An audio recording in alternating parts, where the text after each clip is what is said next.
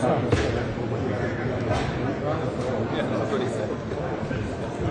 var der jo.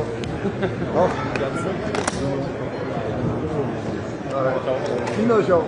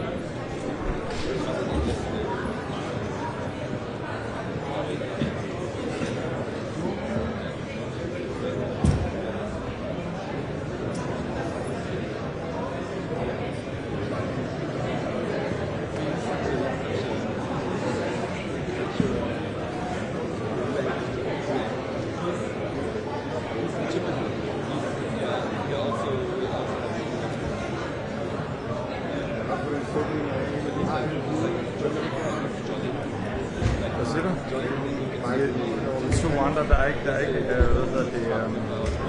elastikophæng på. De er helt stadig. Eller så alt, hvad du laver på, hvor det går direkte til mikrofonen. På 5 og 6.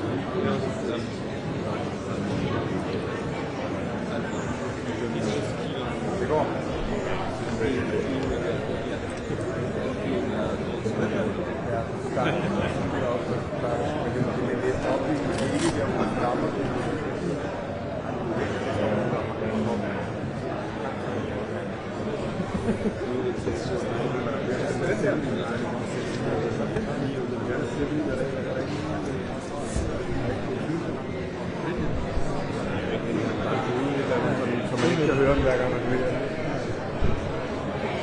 Det er endnu værre for de andre. Hvor er fotografen? Men jeg havde den i går, som ikke havde noget elastikophæng, så jeg skulle være helt forsigtig hver gang jeg tog den ud for jeg ikke... Du har byttet nu? Ja. Det var en god idé. Hej Tom. Ja, du har sådan en, der stativholder på. Hvad? En stativholder på. Der er ikke mere i vognen. Til gengæld vejede det ikke noget. Og til gengæld så var det mere kort. Du har stadig en god stang. Ja, jeg har lige prøvet, jeg kan komme tættere på det. You just have to have me if the speaker is not in front of you. There's no... Det er elektron. Ja, elektron, den er fint. Jeg har valgt den her til dig, hvis du kommer på to. Okay, thank you. Det er sjovt, du får den der hver. Jeg tager de tre der. Jeg har så lange arme, altså. Giver du ikke kontakt med det her steg? Jeg overlevede i går, så jeg er dårlig. Han skriver til mig.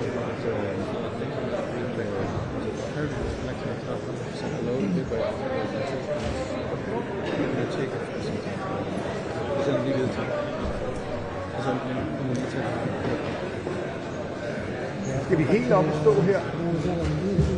Det kunne være fedt, det kan jeg ikke. Det er ikke langt nok. Du skal ellers skubbe til Emil. Du må nedefra. Du må nedefra. Ender start.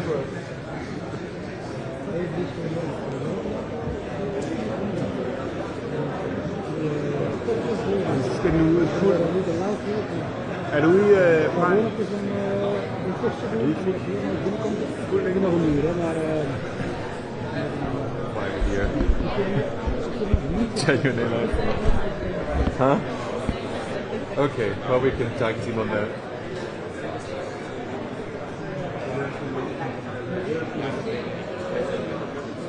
No. Can you? Makes sense.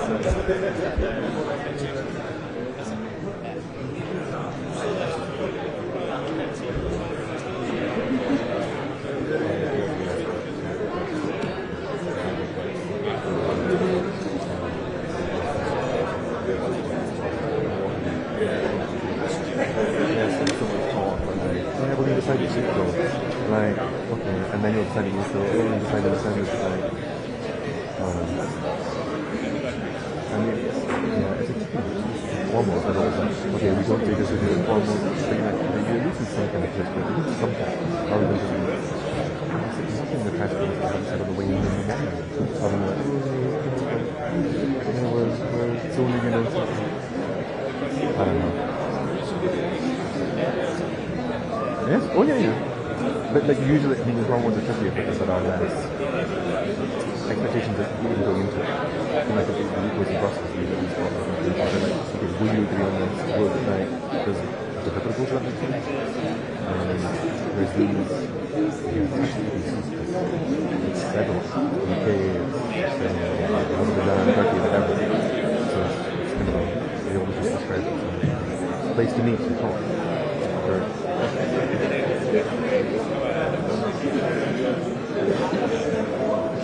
They didn't arrive. No, they weren't sure. They weren't sure. I mean, they were supposed to finish discussions for the press conference when they were picking up the oils. I mean, until like 6:15, they still went through everything they've done in the UK discussion by 6:30, just when they needed to leave for the dinner in the end. So they left or something and came back to the press conference. They couldn't delay the dinner because of the oils.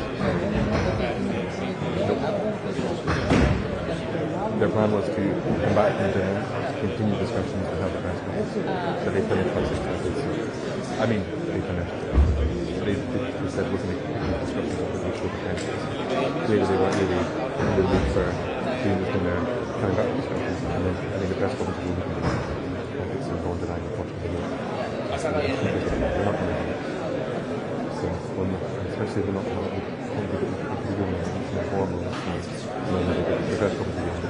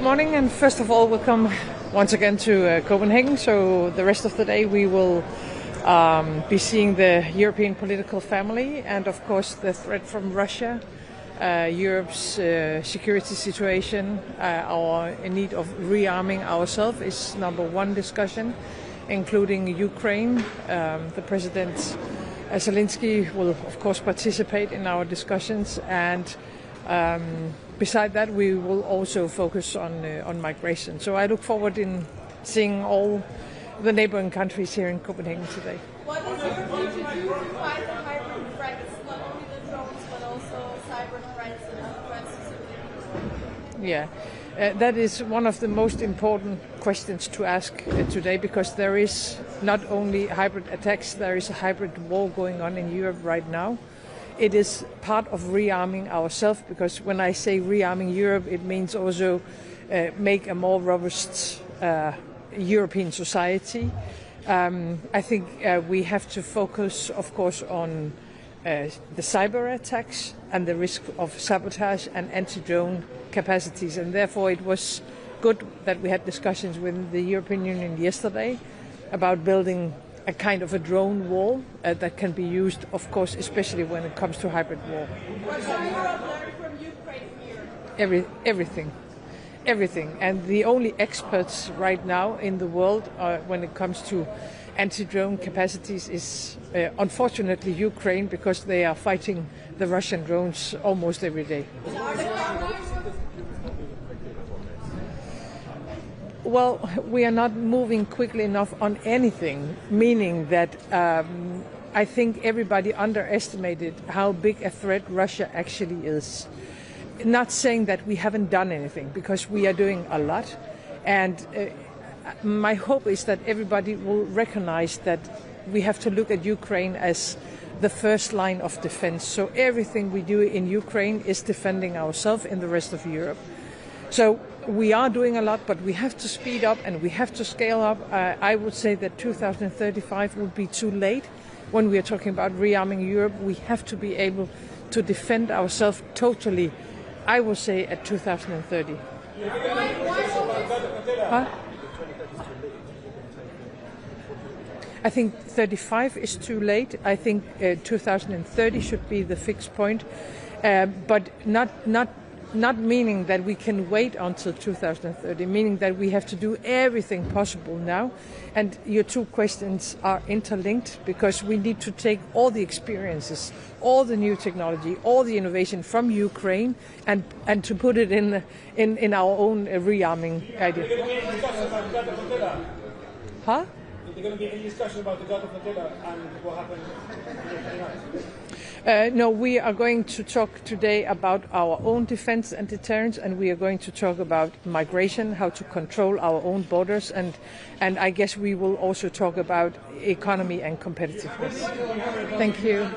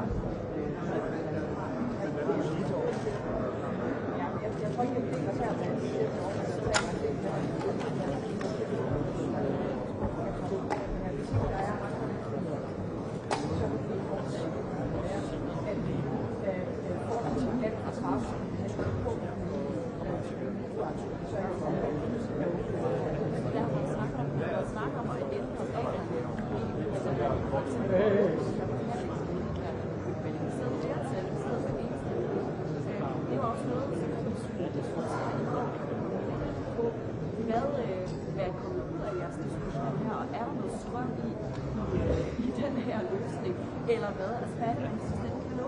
Er det så, hvis det ikke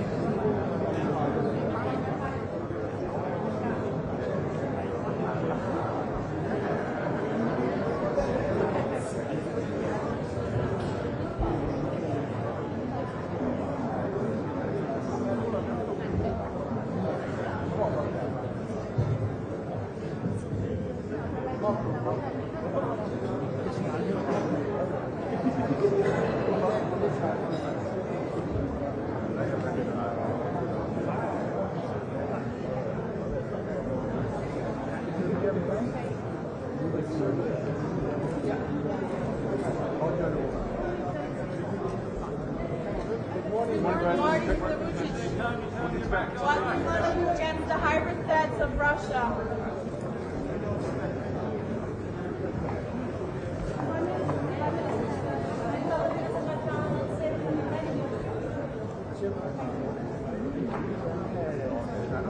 Macron.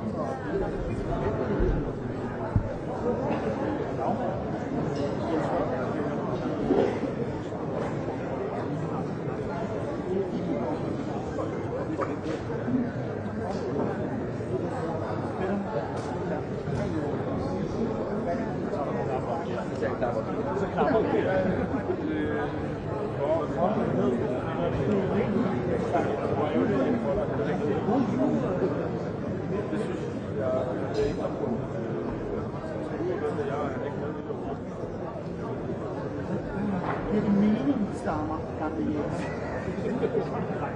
Jeg synes også, der er noget i uenighed.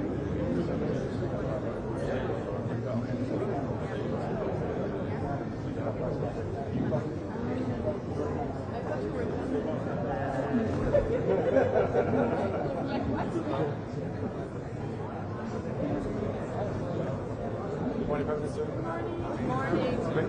What would you like to do? Prime Minister, are you planning to invite President right now?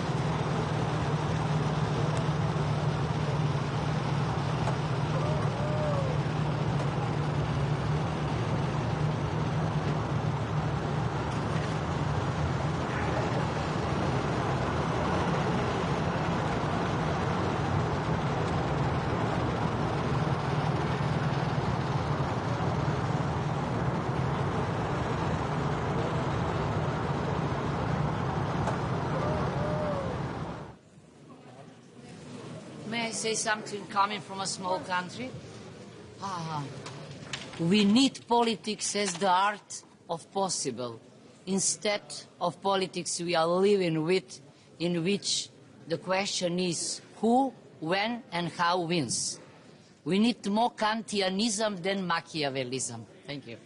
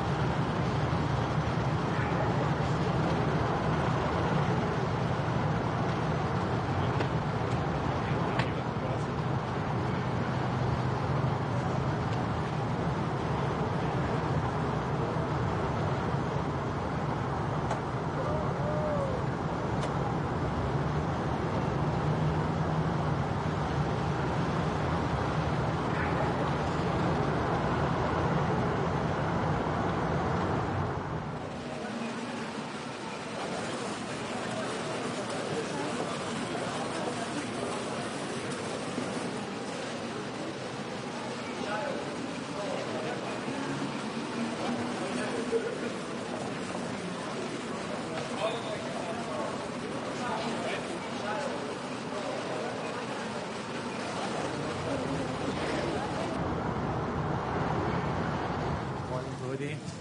Morning. What does Europe need to do to protect itself from hybrid threats coming from Russia and other alliances? I think we should never forget that our first line of defense must be solid institutions, solid democratic processes, and we need democratic security. Just think 1 second what would happen if we invest in the next 10 years hundreds of billions in hard security, weapons, military system, without to have solid institutions, effective democratic institutions. Imagine what would happen if in 10 years we have, because of democratic backsliding in Europe, an extremist party winning the elections. That's why we need both. And this divide between hard security and soft security is outdated. We need both. And if we invest a lot, and it's right to do this, in military defense, in military systems, we need to invest a lot in democratic security. We need to combat disinformation. We need to fight against foreign interferences. And that is exactly the role that we should also discuss here, and that's what I represent with the Council of Europe. Thank you.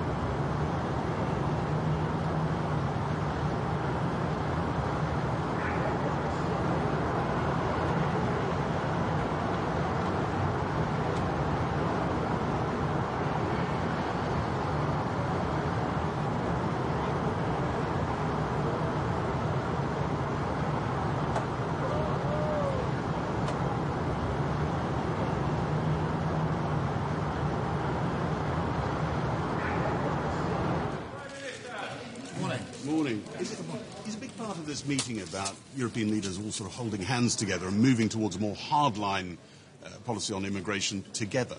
Well, yes, we're certainly discussing illegal migration and looking at what further options we can take together. Obviously, I've always argued that working with other countries is always a stronger response. So we're looking at a number of options there. There's a big appetite for it, a number of countries wanting to work with us on what more we can do. So we'll be looking at that.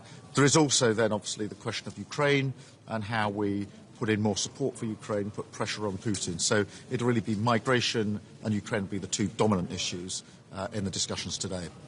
Prime Minister, can I just ask, do you have any reaction to the BBC's investigation into the Metropolitan Police? I've not yet seen the footage, but I've had it described to me, and it's shocking. And I'm glad the Commissioner is responding. He needs to be very robust in his response. Thank you. Prime Minister.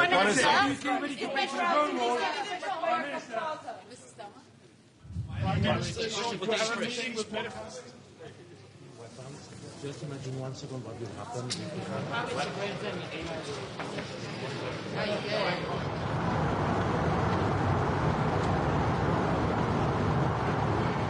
We'll sing this summit. Sorry.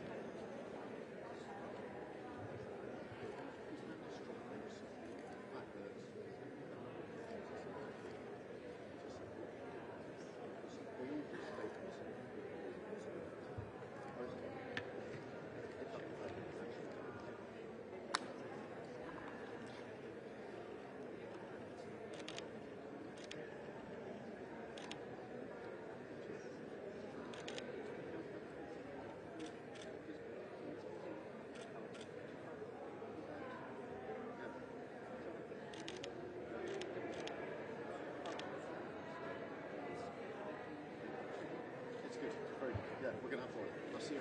Thank you so much.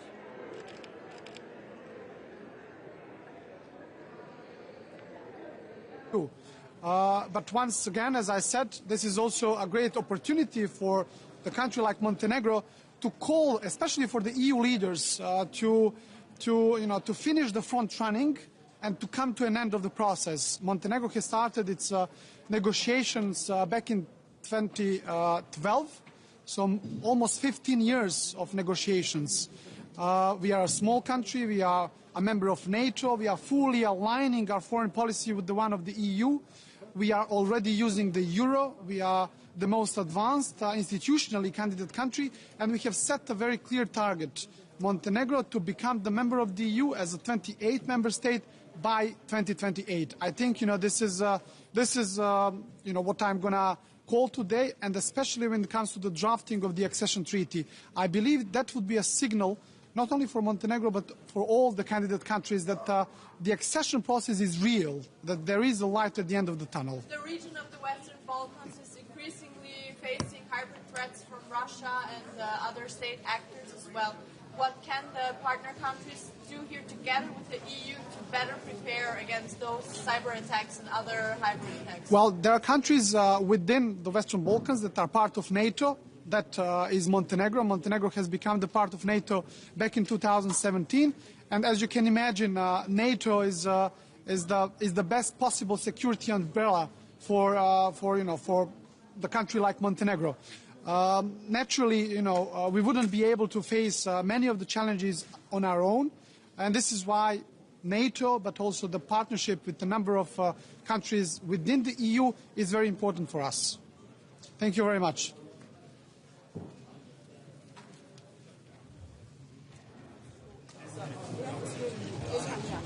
There is serious kind of patient safety and trust issues with the system. What's your proposal to kind of tackle that? And then separately on the budget, you've been making the case, and the government has been making the case that the one-off measures are stopping.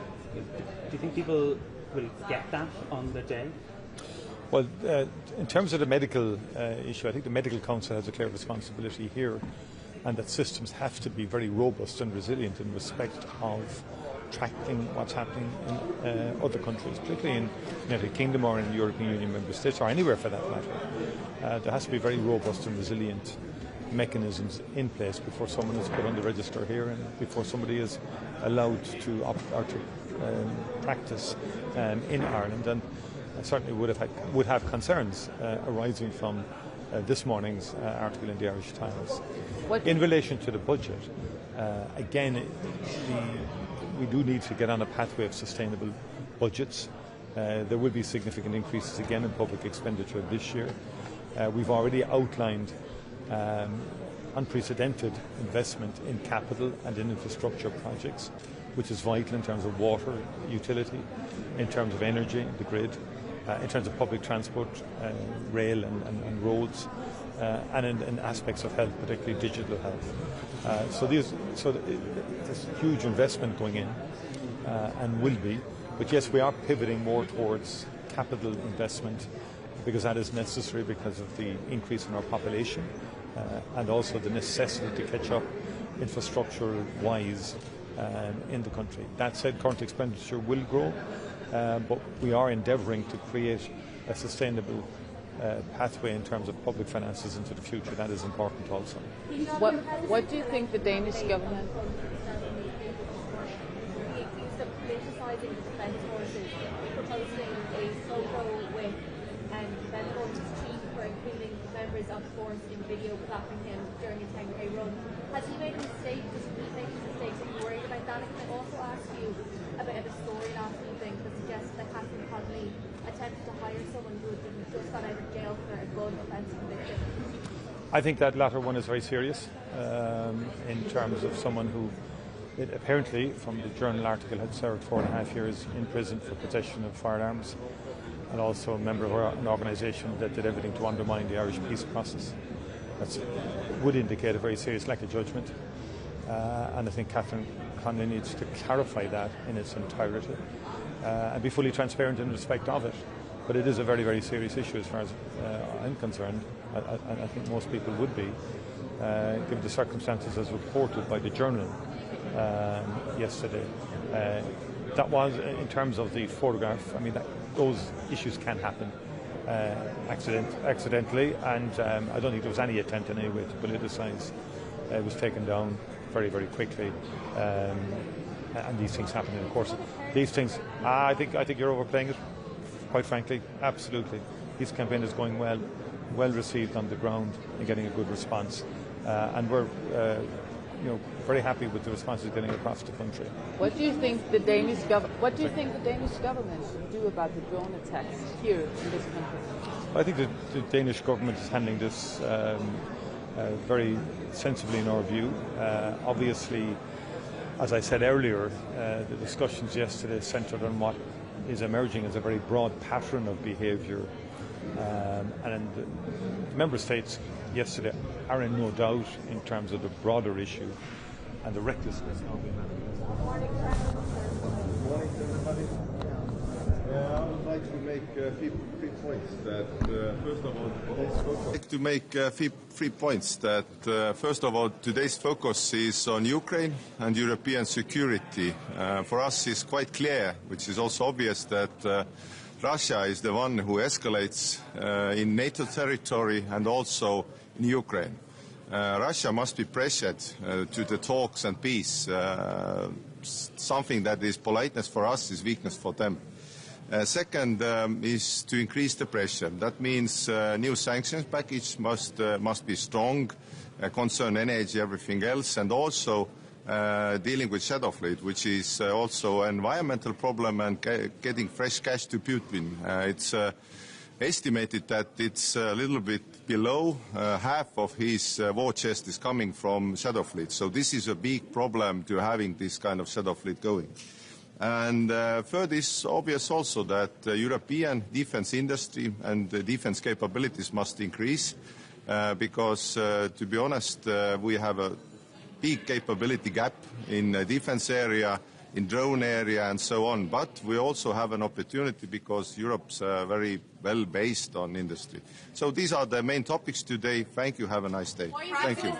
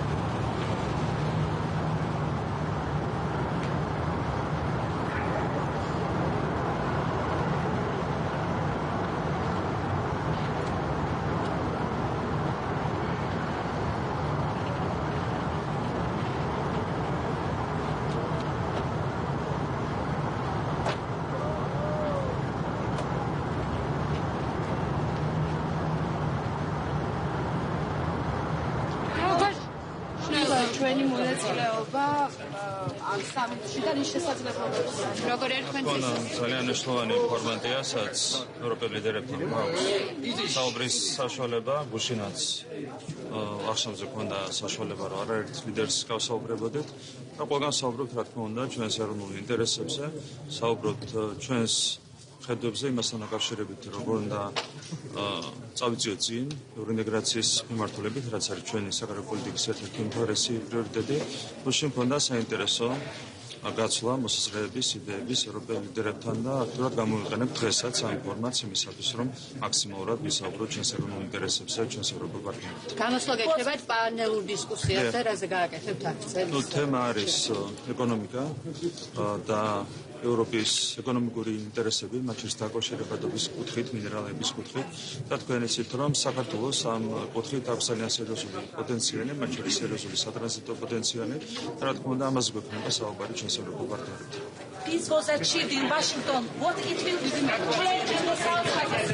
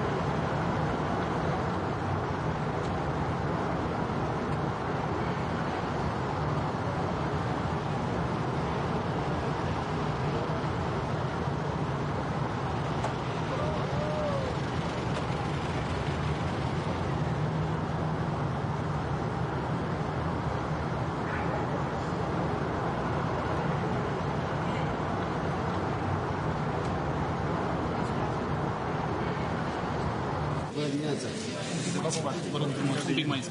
Ce ați discutat ieri și dacă ați prezentat și dosarul anulării alegerilor? Da, da. Ieri a fost Consiliul European, deci liderii celor 27 de țări din Uniune, și discuția a fost pe apărare. După cum știți, există mai multe programe de finanțare, dar acum ne ducem către un plan de acțiune. Și asta a fost discuția. Iar azi o să fie o reuniune a statelor europene în Uniune sau nu, da?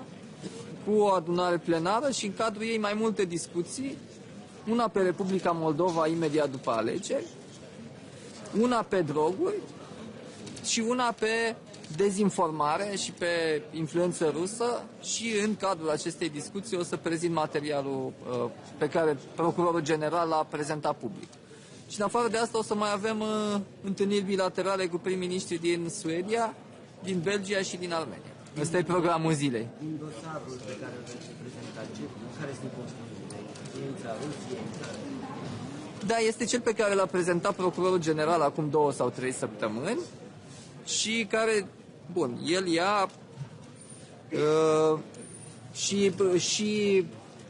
și finanțarea, ia și încercările cu gruparea Potra de a destabiliza, dar cel mai important este partea de influență pe rețele sociale, cu acel mecanism pe care vi l-a prezentat Procurorul General, cu 3 etape, site care se duce într-un alt site care aparent este, cum să zic, legat de viața curentă, medicina alternativă, în care găsești o știre surpriză pe care te duci, faci click, te duci într-un alt site și de acolo te duci într-un site clonă al unei televiziuni cum e a dumneavoastră sau în orice caz un site foarte respectabil și se pare că știrea aia chiar e adevărată. Deci asta este una și după aceea modul în care a operat pe TikTok astfel încât Georgescu, hashtag-ul Georgescu să fie foarte sus în topul mondial. Prezentați și soluțiile pe care le-ar putea avea o să fie o discuție despre o să fie o discuție despre ce face fiecare pentru a combate asta.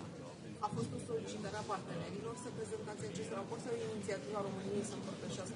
E inițiativa noastră, da, pentru că a fost o întrebare și acum avem răspuns. Despre zidul dronelor, acea idee de a constitui un zid al dronelor în estul Europei, în țările de plată estică, a discutat?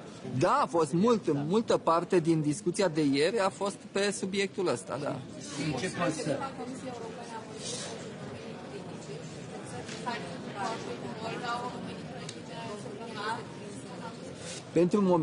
Pentru moment discutăm de o schiță a unui plan de acțiune. Deci mai întâi o să avem planul de acțiune și după aceea eventual lideri care să coaguleze.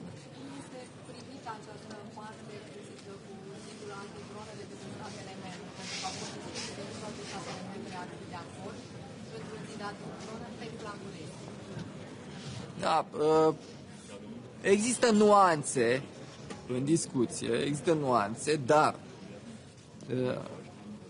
deja nu mai este o chestiune de vecinătate cu Rusia, pentru că ați văzut evenimente care s-au întâmplat la aeroporturi care nu am văzut drone care au parcurs din Rusia sau din Belarus până la respectivul aeroport. Deci este o amenințare cu care ne confruntăm în momentul ăsta și chiar dacă au fost nuanțe pe discuția asta, se merge pe conceptul ăsta de zid antidron. Ce presupune să ia România pentru constituirea? Nu. Aici a fost o discuție politică care s-a dus în ultima ei parte și pe partea de finanțare. Pe chestiunea operațională sunt miniștrii de apărare care se întâlnesc mult mai des decât se întâlnesc liderii țărilor. În câteva luni. Mulțumesc. Sorry? We had only one and we tried, didn't keep it. But if we'll have another ones, yes.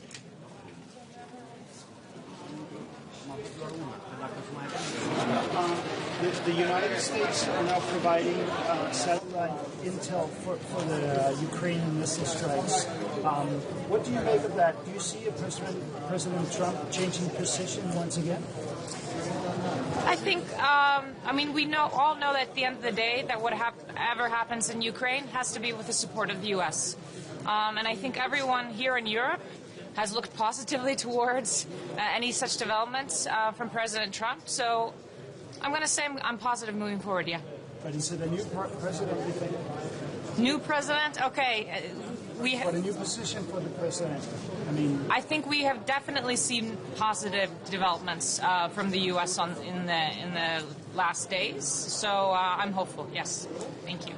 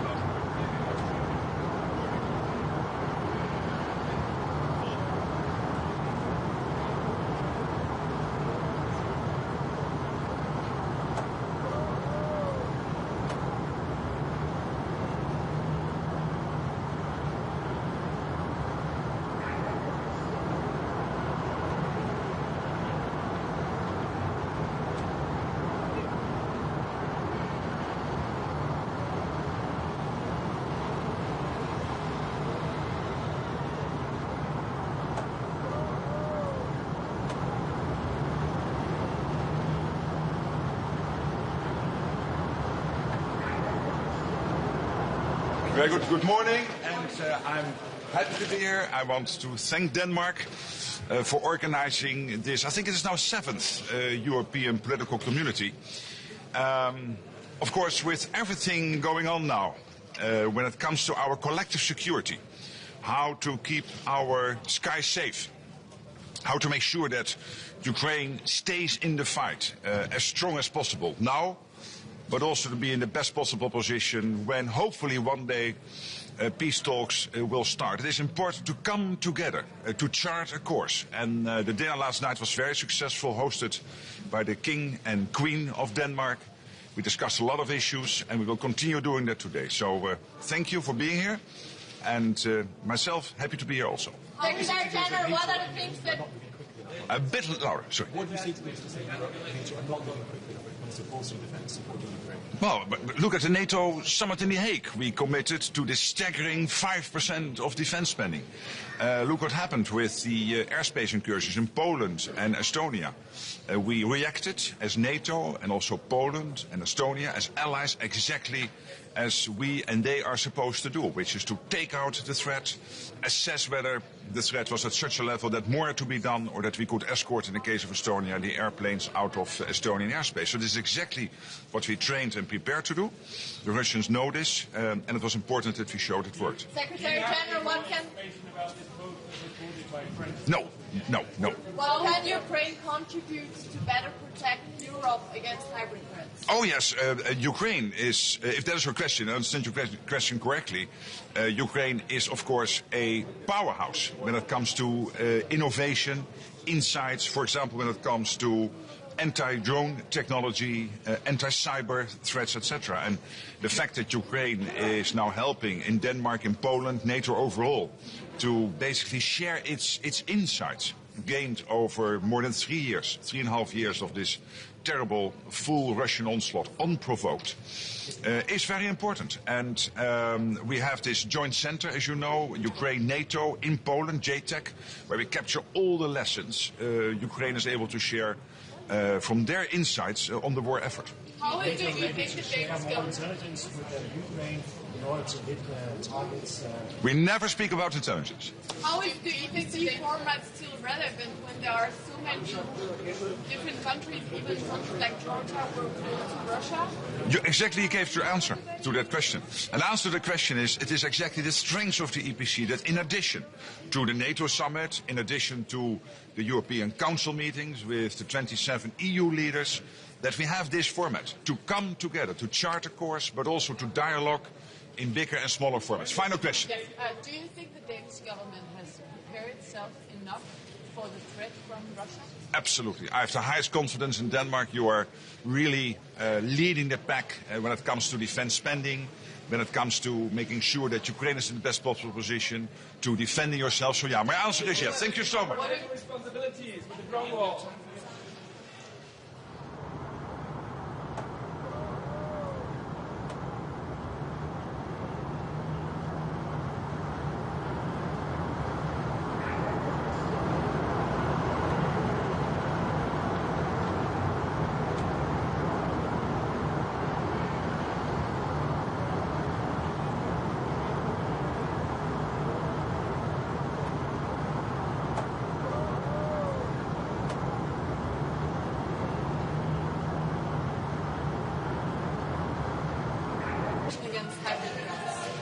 Well, there are very dire lessons to learn from Ukraine, and we are learning from Ukraine, and we're also practicing, I would say, Nordic and NATO solidarity. So when Denmark made requests to Norway to have anti-drone detection capacity, it was a very obvious decision for us to provide that equipment. Are EU countries too weak? Because you have Norway, you have UK, you have Ukraine helping to secure the space here in Denmark. Is the EU too weak? It just illustrates that we have to work on this. Had this been an issue 5 years ago, you would have not thought about it. But I think drones, you see what role they play in the war in Ukraine. You see how they create hybrid uncertainty in countries throughout Europe. So we have to improve our detection capacity. We have to improve our cooperation between police and defense, and we are working on that. To what extent will Norway be part of the SAFE instrument, SAFE program provided by the European Commission? We are working to be part of that. Is Norway going to contribute to the drone war? Is Norway going to contribute financially to funding the drone war? Yes, we will be. We are in touch with the Commission to be part of that initiative. Yes. Does Norway see some value in these summits, the format of it? Yeah, Norway, not being member of the European Union, we think that this broad European platform is useful. It's not a forum for decisions, but, meeting and discussing and exchanging.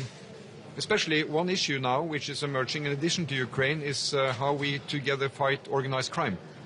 And we all have in our countries now even younger people committing even more serious crime. And they're all backed and initiated by criminal networks working on the internet. And we cannot let criminal gangs have an advance on governments on this.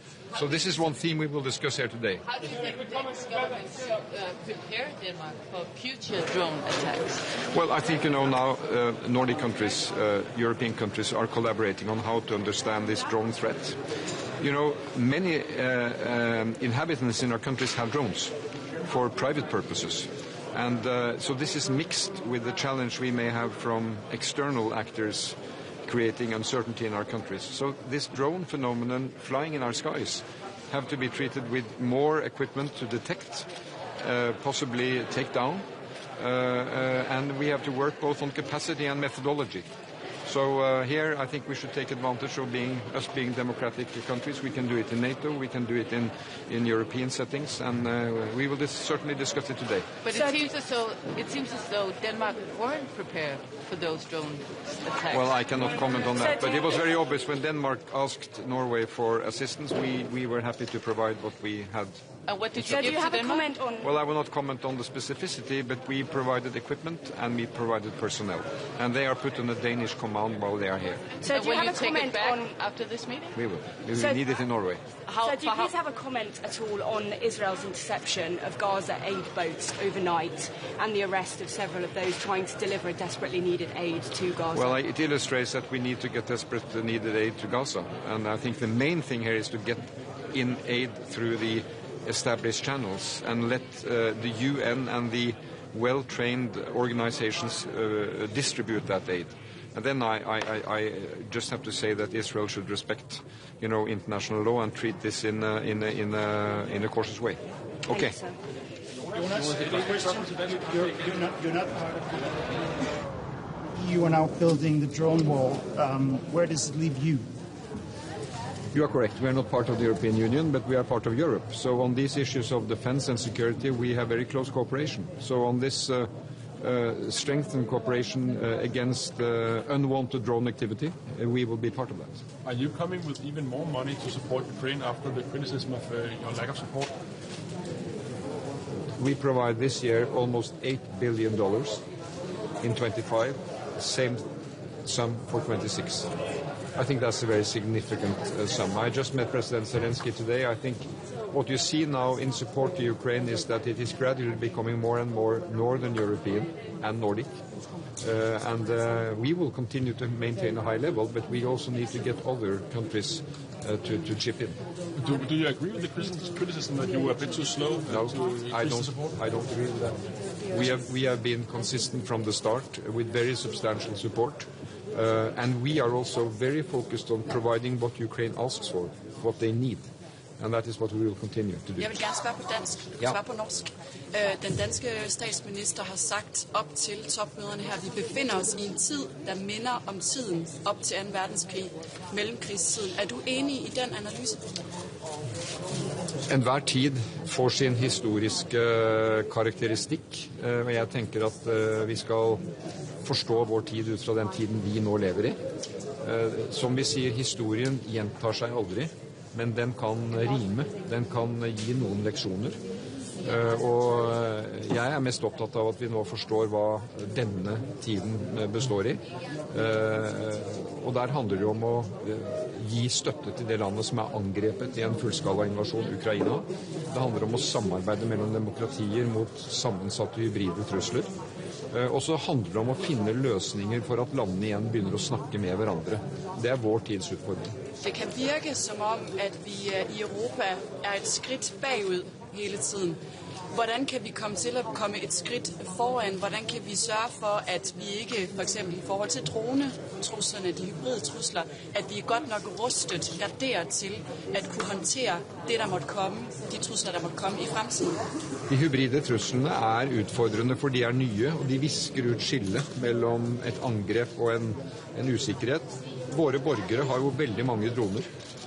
I Norge registrerte vi i fjor over 1000 droneobservasjoner, og de fleste av dem er sivile nordmenn som er uforsiktige med droner nære flyplasser. Men det skaper en usikkerhet som også eksterne aktører kan bruke. Jeg tror demokratiene er sterke. Hvis demokratiene samarbeider, har god informasjon, snakker sant om utfordringene, så er vi sterkere enn de autoritære som forsøker å splitte oss. Er du så ikke ærgerlig, at vi ikke er medlem av EU i disse dager og disse tider? Norge må gjøre det beste ut av sin situasjon. Jeg var tilhenger av at Norge skulle bli medlem av EU. Norske folk stemte annerledes. Og da må vi bruke de mulighetene vi har til å samarbeide nært med nordiske og europeiske partnere. Og Norge skal være jeg tror det er slik som Ursula von der Leyen sier, at Norge er EUs beste venn. Det får være det beste vi kan få til. Regarding completing the military spending of the EU members and downgrading. Well, I think the reaction leading up to this European Council yesterday and today's EPC has shown the absolute... My Polish.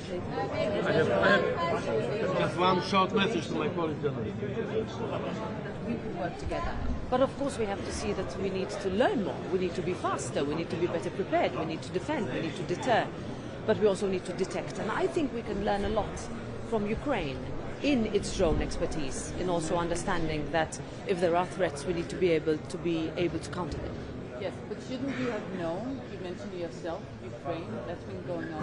Mówiono o tym, co dla Polski jest tak ważne od wielu miesięcy i związane jest z wojną w Ukrainie, ale przede wszystkim zagrożeniami, które bezpośrednio dotykają Polski ze strony naszych agresywnych sąsiadów, Rosji i Białorusi.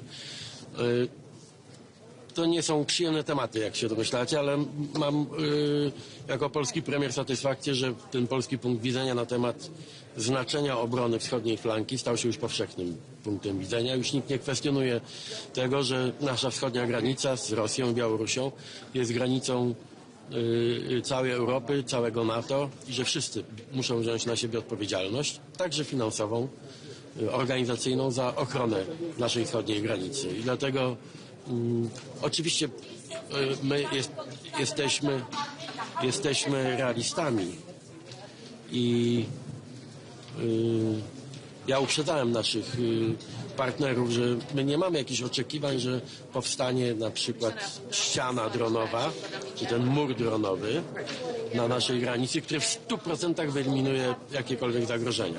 Pojawiły się głosy, na przykład kanclerz Merz mówił, że on uważa, że ta idea drone wall nie gwarantuje nam 100% skuteczności. Moja odpowiedź była bardzo szczera i dość, powiedziałbym, tak brutalna w swojej szczerości. Jeśli ktoś będzie szukał 100% metod, 100% gwarancji bezpieczeństwa, to niczego nie znajdzie. My musimy dzisiaj jako NATO, jako Europa szukać metod maksymalnie zwiększających nasze bezpieczeństwo. I te inicjatywy, o jakich rozmawiamy i jakie de facto zostały przyjęte, niezależnie od głosów sceptycyzmu czy ostrożności. A więc drone wall, czyli ten mur dronów, który ma wielowarstwowo chronić naszą granicę przed naruszeniami przestrzeni powietrznej, przed aktami agresji i Eastern Flank Watch, czyli system patrolowania wschodniej granicy Europy. To będzie się wiązało w przyszłości z nakładami, z inwestycjami, także w nowoczesne technologie. Polska de facto zaczęła to już robić, ale dla mnie jest ważne, że staje się to wspólnym zadaniem i wspólnym obowiązkiem dla całej Europy. Czy Francja i Niemcy odebrały to jako konkurencję dla ich projektu takiej tarczy europejskiej? Ten mur dronowy, to spotkało się z tego powodu z oporem? Nie. Nikt w ten sposób tego nie formułował. Jak Państwo wiecie, jest sporo tych inicjatyw multilateralnych czy bilateralnych, które grupuje po kilka państw na rzecz obrony tej przestrzeni powietrznej, tej europejskiej kopuły. Pierwszą taką inicjatywą była inicjatywa, jaką zaproponowałem Francuzom i Niemcom w 2014 roku, kiedy zaprosiłem kanclerz Merkel i prezydenta Hollanda wtedy do Warszawy w czasie pierwszej agresji rosyjskiej na Ukrainę, żeby robić taką europejską tarczę powietrzną czy kopułę, przynajmniej w tej części Europy, i wtedy bez reakcji. Trochę udawali wszyscy, że tak, ale de facto nie podjęto żadnych działań.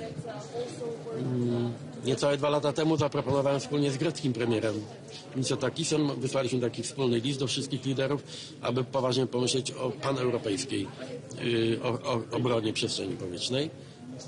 Reakcja była już bardziej, powiedziałbym, konkretna i pozytywna, ale dopiero tak naprawdę to bezpośrednie zagrożenie prowokacjami rosyjskimi chyba obudziło resztę Europy i dzisiaj nikt tego nie kwestionuje. I nikt nie kwestionuje tego, że ta polityczna odpowiedzialność spoczywa na wszystkich. Natomiast wiecie, będzie konkurencja. Jeden ma jakiś biznes, jeden ma jakąś swoją produkcję, jeden kraj jest bardziej zaawansowany. Każdy będzie myślał o tym, żeby chronić bardziej swoją przestrzeń. Ja to wszystko rozumiem, ale z naszego punktu widzenia to, co jest ważne, że wszyscy wiedzą, że wschodnia flanka jest odpowiedzialnością wszystkich, także Niemców i Francuzów. Tego nikt nie kwestionuje. A co dziś? Jakie najważniejsze zadanie na tę europejską wspólnotę polityczną? Jak wiecie, cały czas też i to w kuluarach ta dyskusja była prowadzona również, w jaki sposób wesprzeć Ukrainę po oświadczeniu prezydenta Trumpa, które wszyscy czytamy mniej więcej tak samo. Ja o tym też już informowałem, że z jednej strony ta zmiana nastawienia na bardziej, powiedziałbym, proukraińskie ze strony prezydenta Trumpa daje powody do optymizmu, że to wsparcie dla Ukrainy będzie coraz intensywniejsze. No ale też wszyscy wiemy, że nie od dziś Ameryka oczekuje dużo większej aktywności też finansowej Europy. Więc nie oszukujmy się, jeśli chcemy, żeby Ukraina dalej trwała w oporze przeciwko Rosji, a Polska jest krajem, który przede wszystkim powinien dbać o to, żeby Ukraina była w stanie dalej bronić się przed Rosją, to musimy także umieć zorganizować masywną akcję finansową. Znaczy, mówiąc krótko, jeśli mamy kupować, a tego oczekuje nasz amerykański partner, jeśli mamy finansować broń amerykańską dla Ukrainy, to trzeba to zacząć organizować. O tym też rozmawiałem z przywódcami i sekretarzem generalnym NATO. Jeszcze jak pan premier skomentuje kwestię przedłużenia do kwietnia kontroli na granicy z Niemcami? Cały czas jest zagrożenie przepływu migrantów?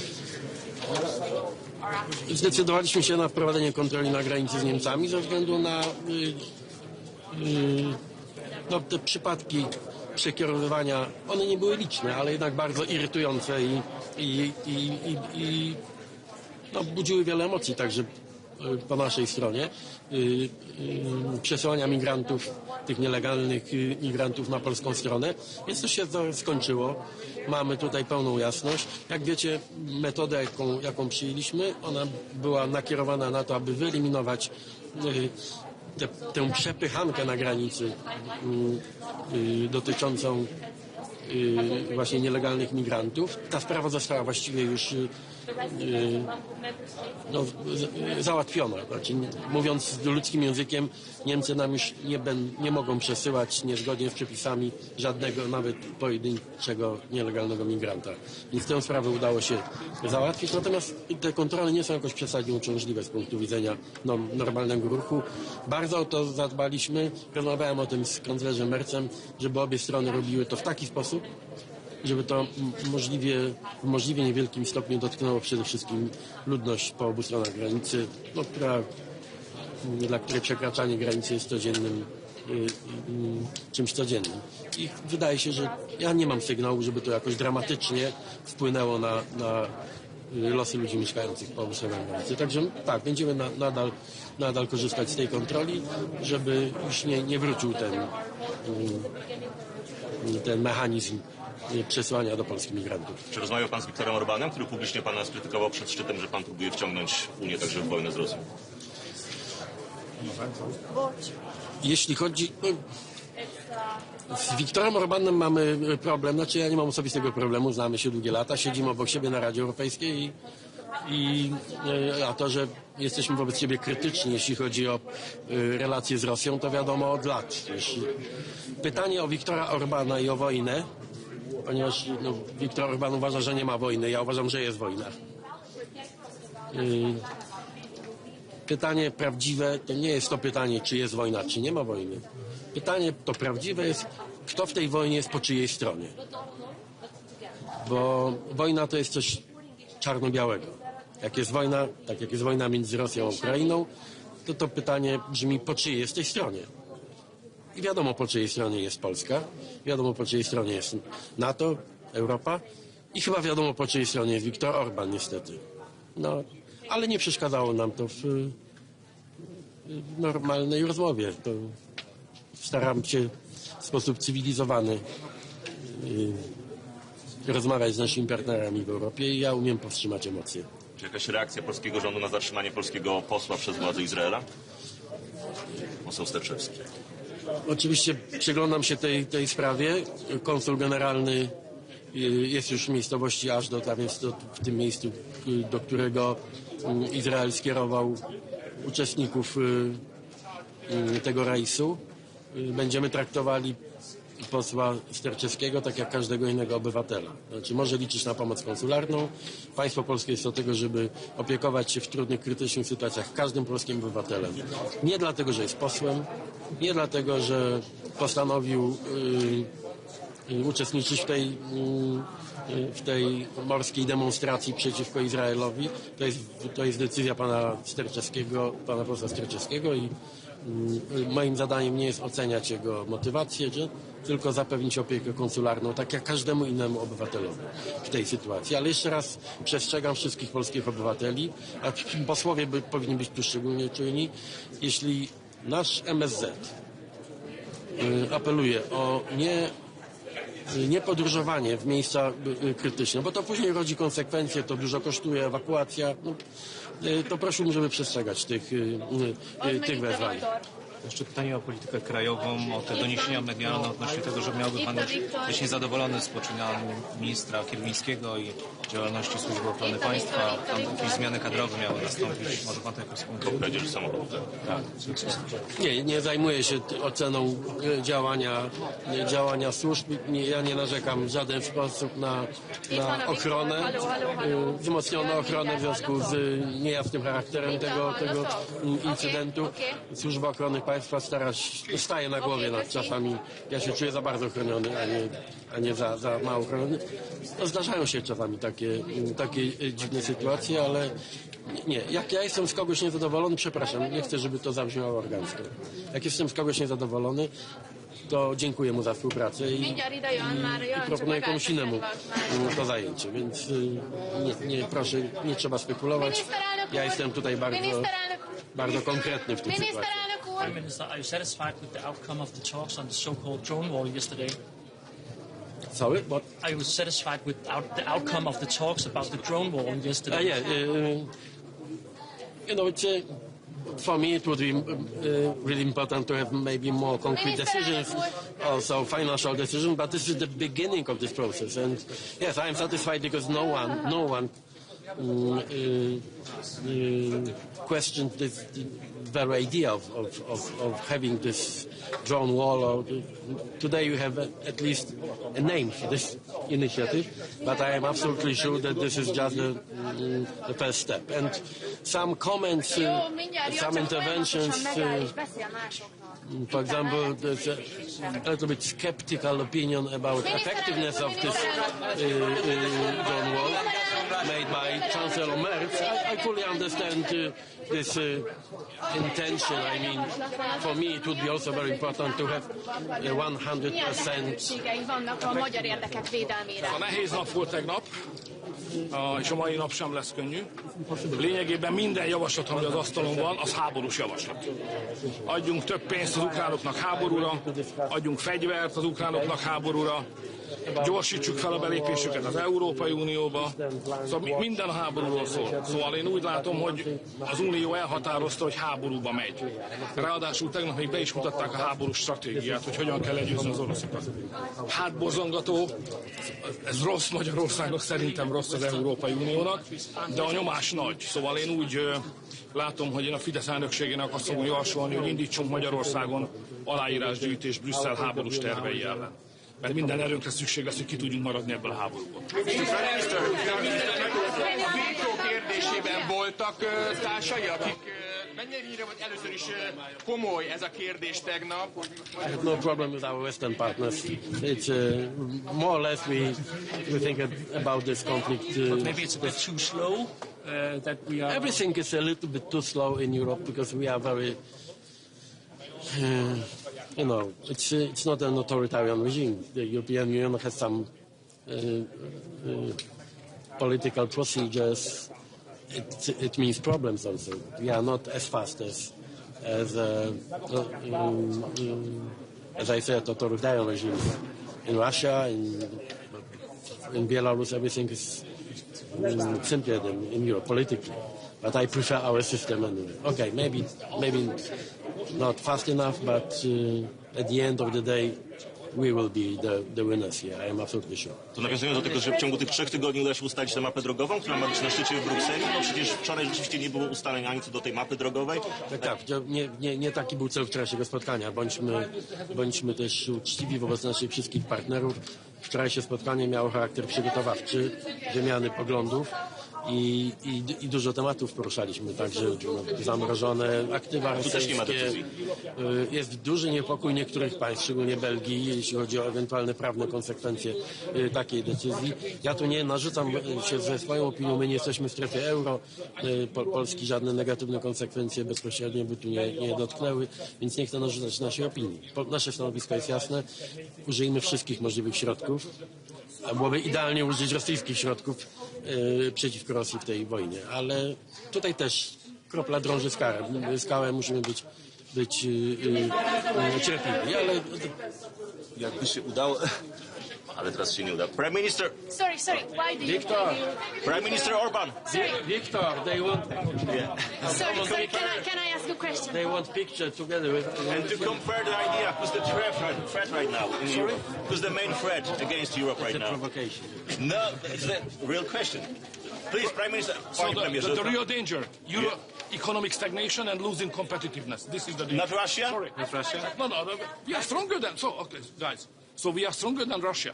Make some comparison and base your opinion on the facts. So we have more than 400 million people, yeah? Russia is 130-something. Look at the European GDP. It's like that. Russia is like that. We spend altogether 27 more on military spending than the Russians. So why we are afraid? We are stronger than they are. The question is whether we have... I love you when you use my argument whether we have leadership to come together and to defend our interests together. That's what we should do. Anyway, I'm sorry. I'm sorry. Can I ask one more question? Why do you think that the Russia-Ukraine war is Europe's war? It's something obvious in Poland. It's nothing abstractive, you know. After the latest events in Poland, I mean, the violation of our airspace, this is something very concrete. And it's the Russian aggression against Ukraine is clearly also a form today as a political aggression, but it's more and more evident that sometimes it's also a kinetic action, like hybrid war, shadow fleets, violation of our airspace, violation of our border with Belarus. This is everything. We have some incidents, some very negative acts, you know, every single day. It's and this is why, and of course, the possible consequences of this Russian victory will be dramatically dangerous for Europe and for the whole West. For me, it's something obvious. Yeah, this is also our war. It's in Poland. No one has doubts on this. Thank you. Thank you.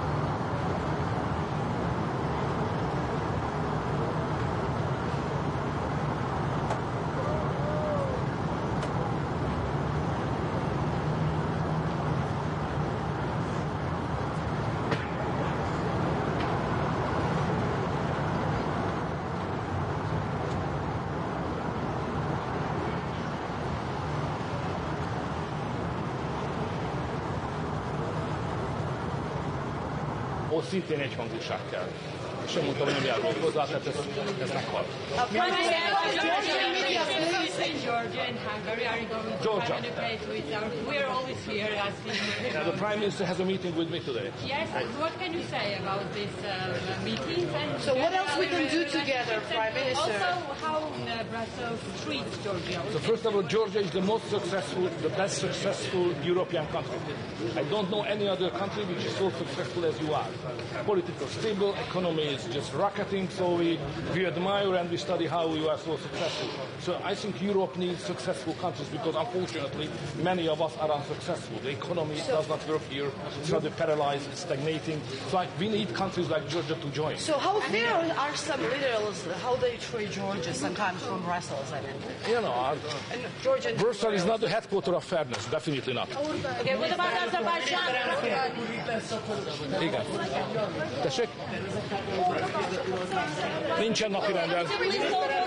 Előkészítés alatt áll, de nincs azon a szinten az előkészítés, ahol... They want picture together. Azerbaijan is the golden reserve of the European Union because we have a lot of difficulties with energy and you are very rich and you are very cooperative. We have a stable and good leadership, so Azerbaijan is the golden reserve to the European Union. Lesz olyan is, igen, lesz.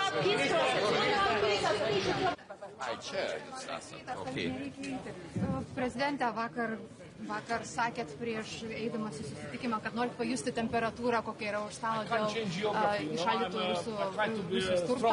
Kokia ta temperatūra? Belgijos premjeras sako, kad vis tik reikia valdyti rizikas, yra rizikų privačiam sektoriui. Kaip jums pasirodė ta diskusija vakar?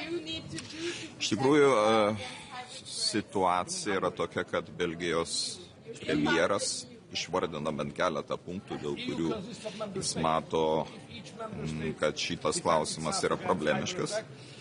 Be kita ko atkreipia dėmesį ir į tai, kad Rusija bando koncentruoti mūsų vakarietiškus aktyvus ir pervesti pinigus į specialias sąskaitas tam, kad pasiruoštų tokiai kontrapriemoniai, tai yra europietiškų lėšų ir verslo investicijų įšaldymui Rusijoje.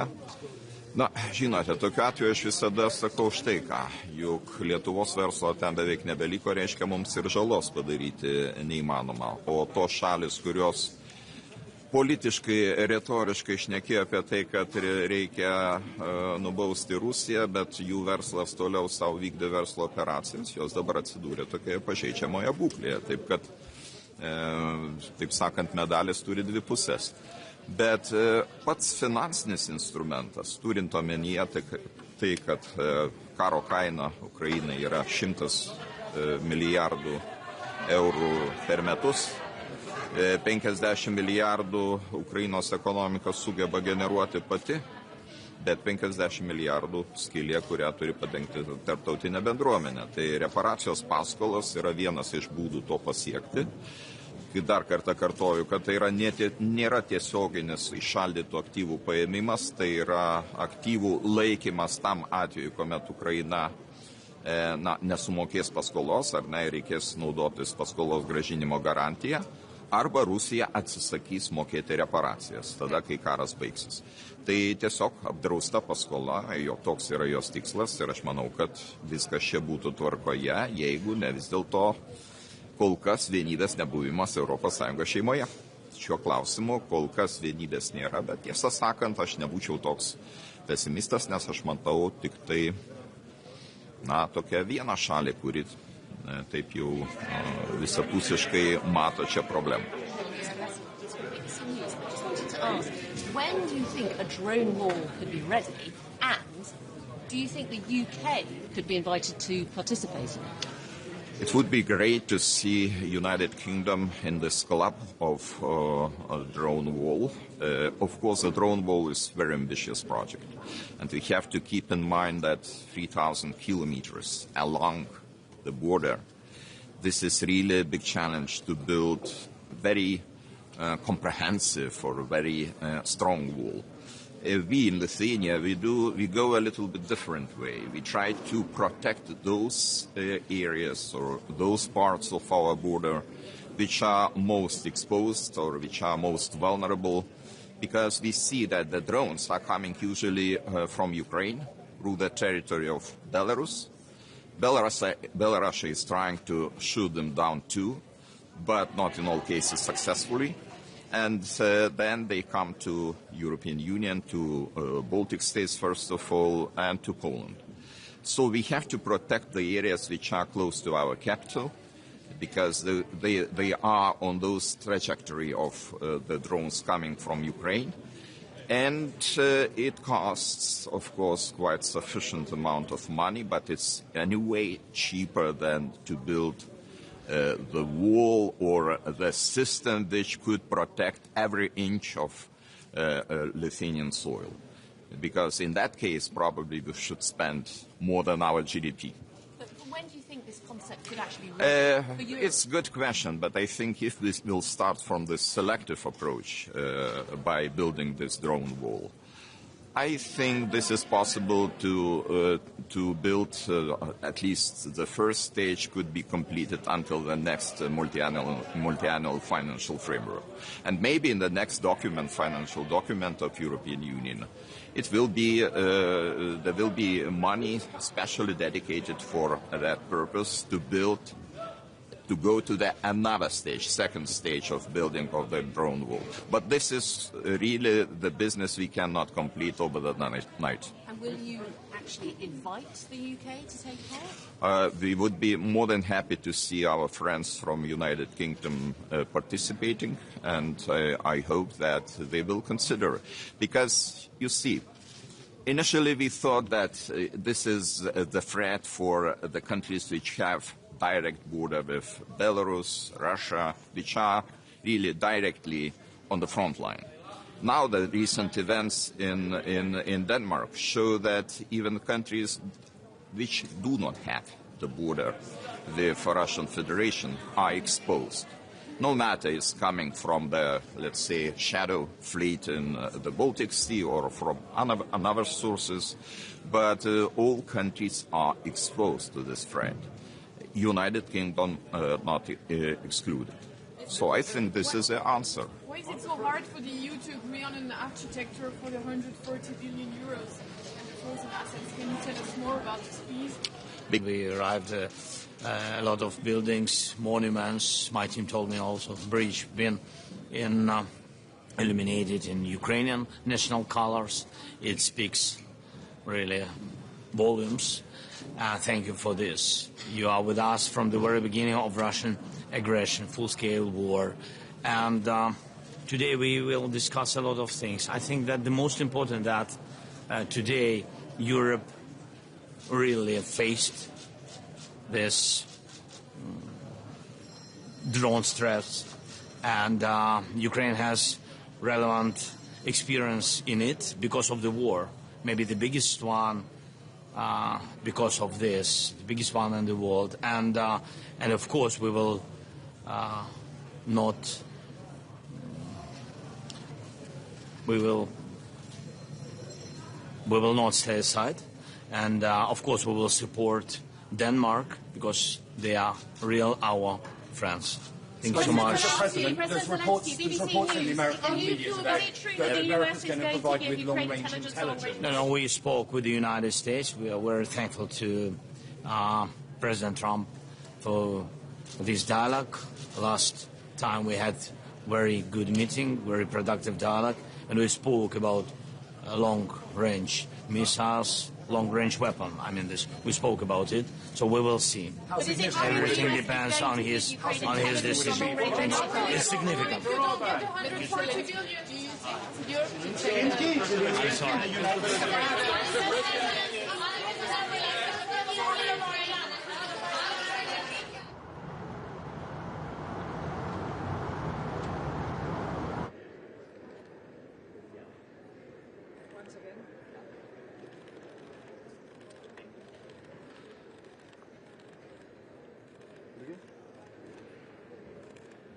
And yep.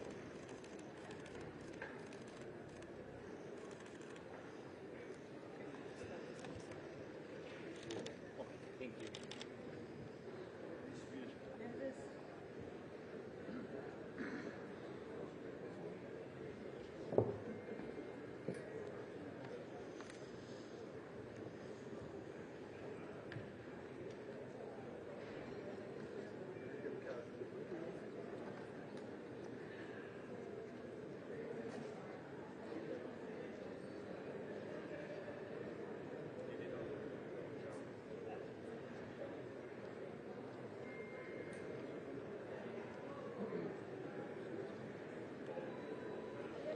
en nuestro continente, en nuestro proyecto común que es la Unión Europea. Con lo cual, bueno, nosotros nos sumamos a esta propuesta lanzada por el gobierno francés, la aplaudimos, la respaldamos y participaremos de ella, con independencia de que efectivamente esa coordinación la llevamos desarrollando durante mucho tiempo. En segundo lugar, yo creo que hoy es un día importante porque hemos conocido unos datos de afiliación a la Seguridad Social que son realmente positivos y que demuestran la solidez, la robustez y la fortaleza del crecimiento económico en España y cómo se traslada eso en una fuerte creación de empleo.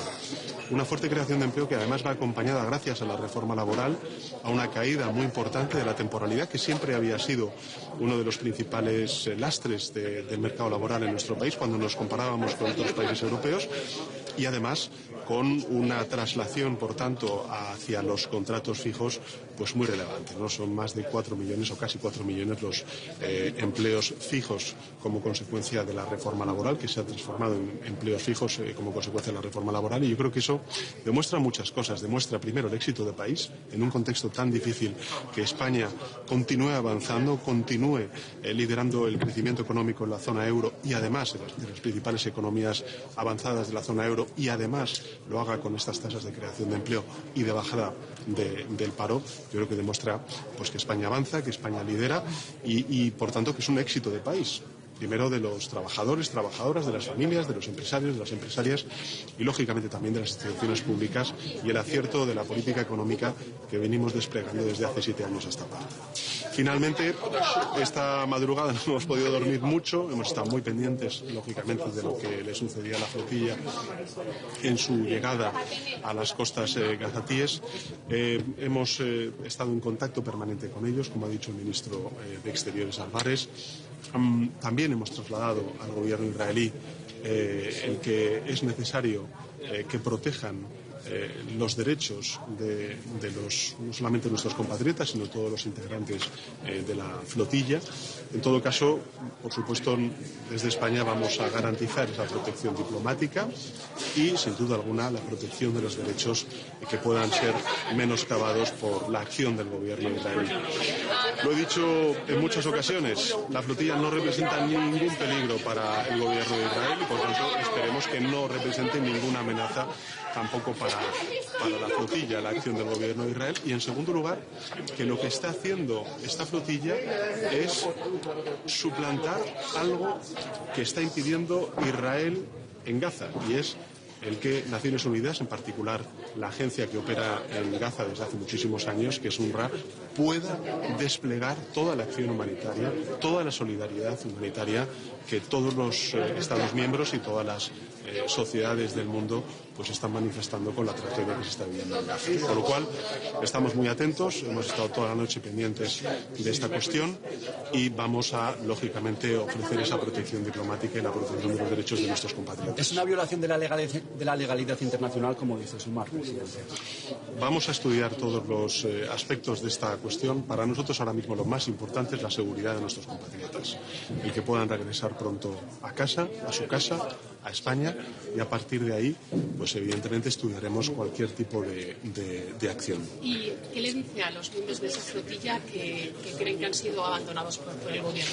El gobierno, por supuesto, ha estado con ellos desde el primer minuto, hemos estado en permanente contacto con ellos, hemos también reforzado su protección enviando pues la presencia de nuestras Fuerzas Armadas precisamente en ayuda humanitaria y también en potencial acción de rescate. En definitiva, creo que hay que reconocer y aplaudir esa solidaridad que expresa la sociedad española y otras muchas, porque estamos hablando de una flotilla que representa más de 40 nacionalidades, en concreto 45 nacionalidades, más de 1000 integrantes, ¿no?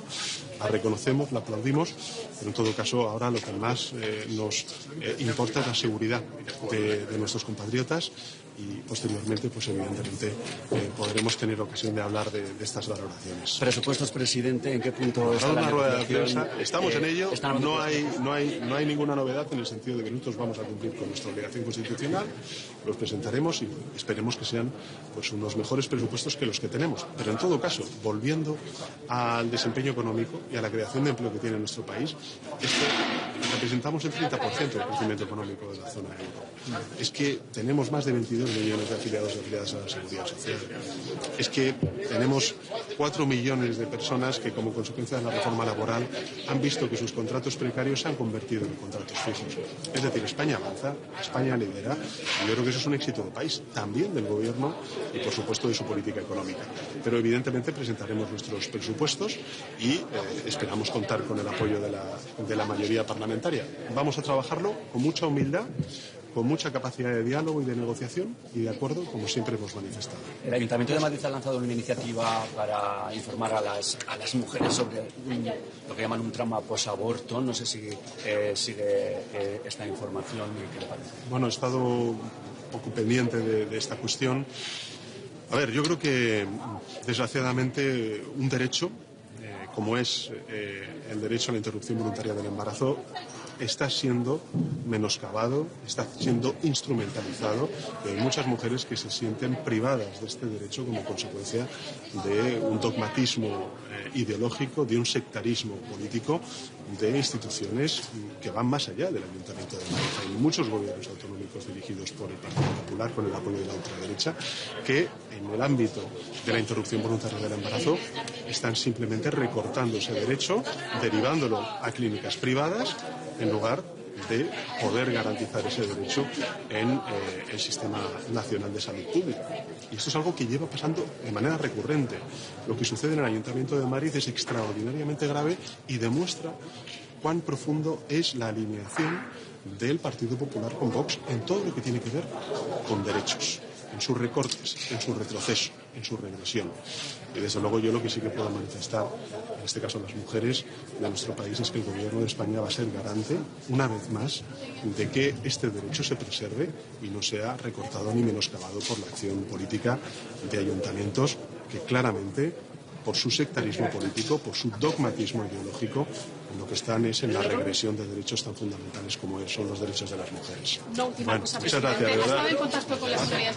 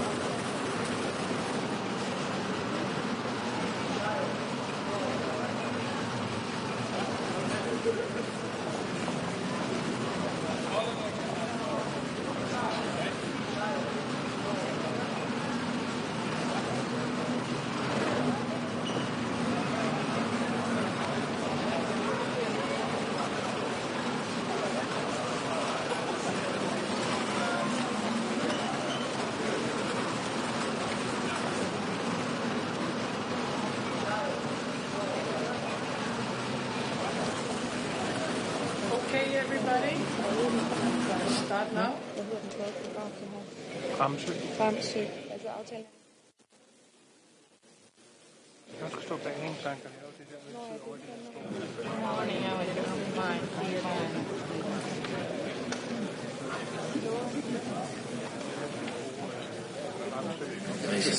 Good morning, everybody.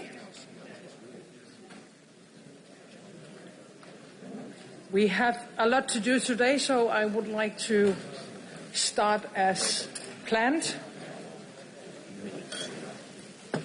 And first of all, I would like to give all of you a very warm welcome to Copenhagen.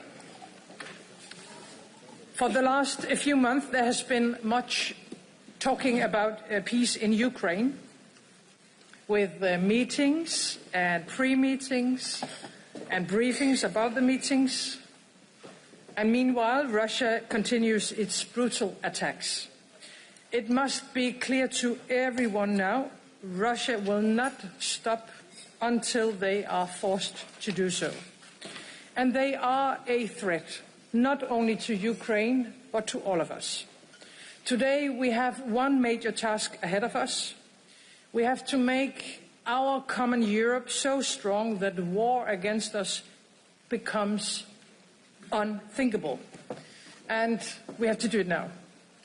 Excellencies, ladies and gentlemen, dear friends and colleagues, it's a great pleasure to welcome you here in Copenhagen. As you all know, this very forum was founded as a response by you, Emmanuel, to Russia's full-scale invasion in 2022, created to unite all of us. The purpose has not become less urgent or less relevant today.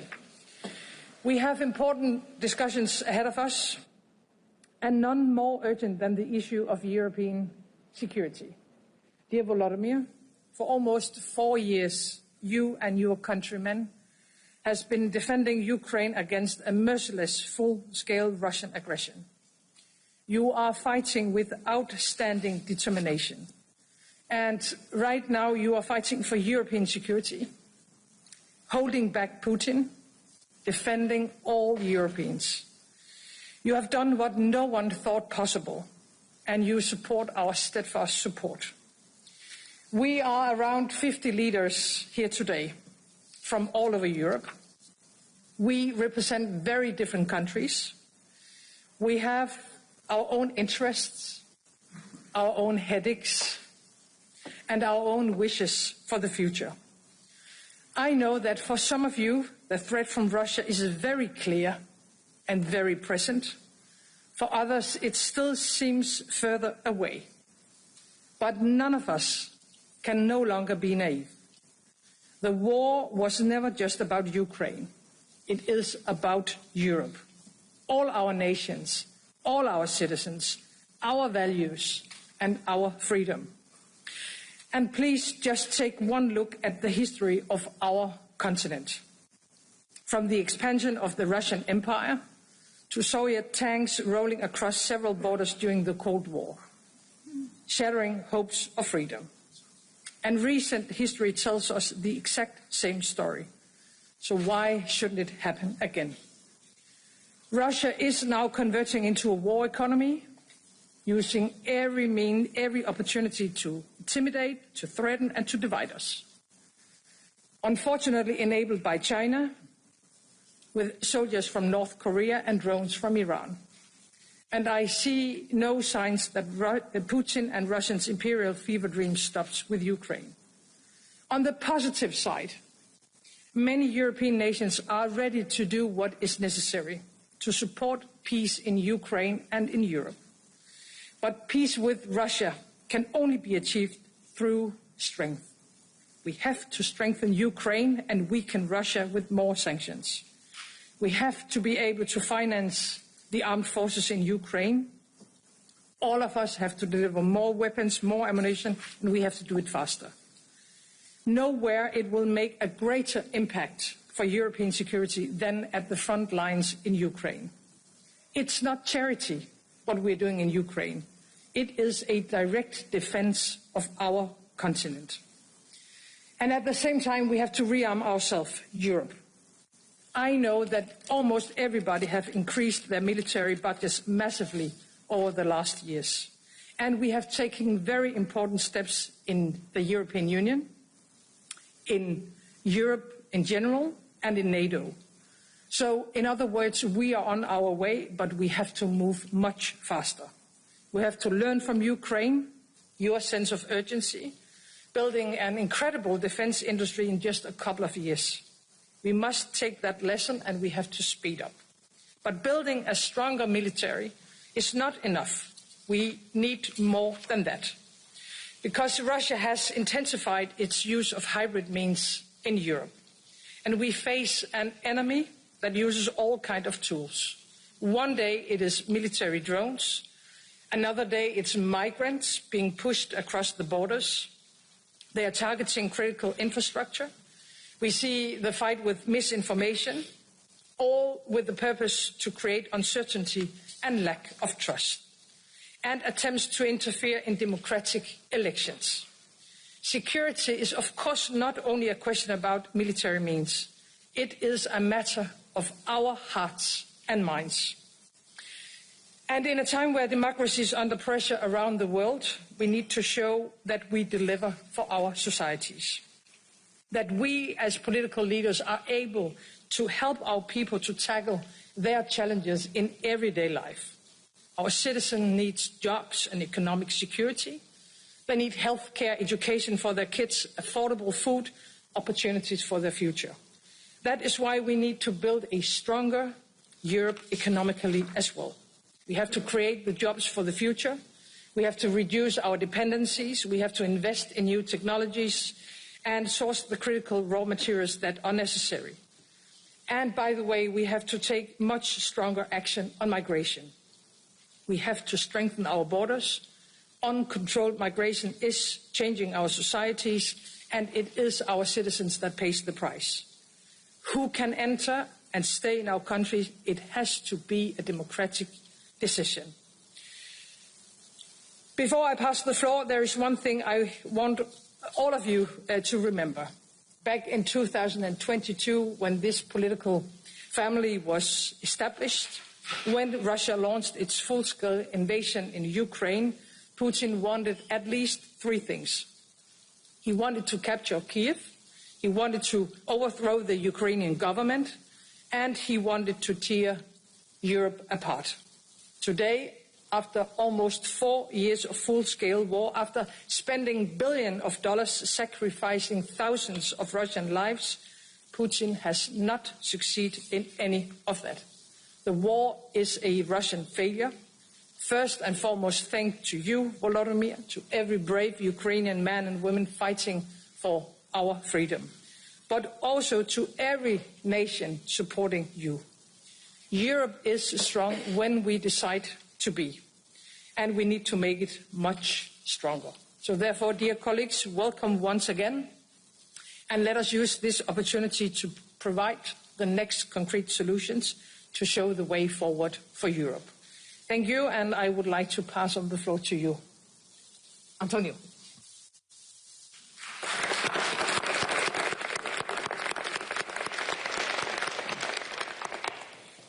Eh bien, bonjour. Tout d'abord, je veux remercier Mette Frederiksen pour nous accueillir ici, à Copenhagen, pour cette 6e réunion de notre communauté politique européenne.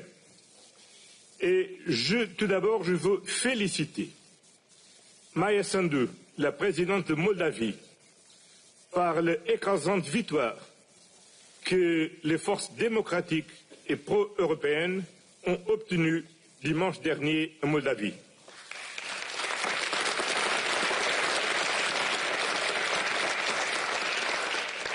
Cette victoire, c'est une victoire pas seulement de Moldavie, c'est une victoire de la démocratie qui a démontré sa capacité de résister à les manœuvres d'interférence des forces étrangères. Et une victoire des libertés des Moldaves de dire qu'ils veulent choisir et peuvent choisir son destin. Et c'est aussi une victoire de notre Europe parce que le choix était très clair. dans la direction européenne de la Moldavie.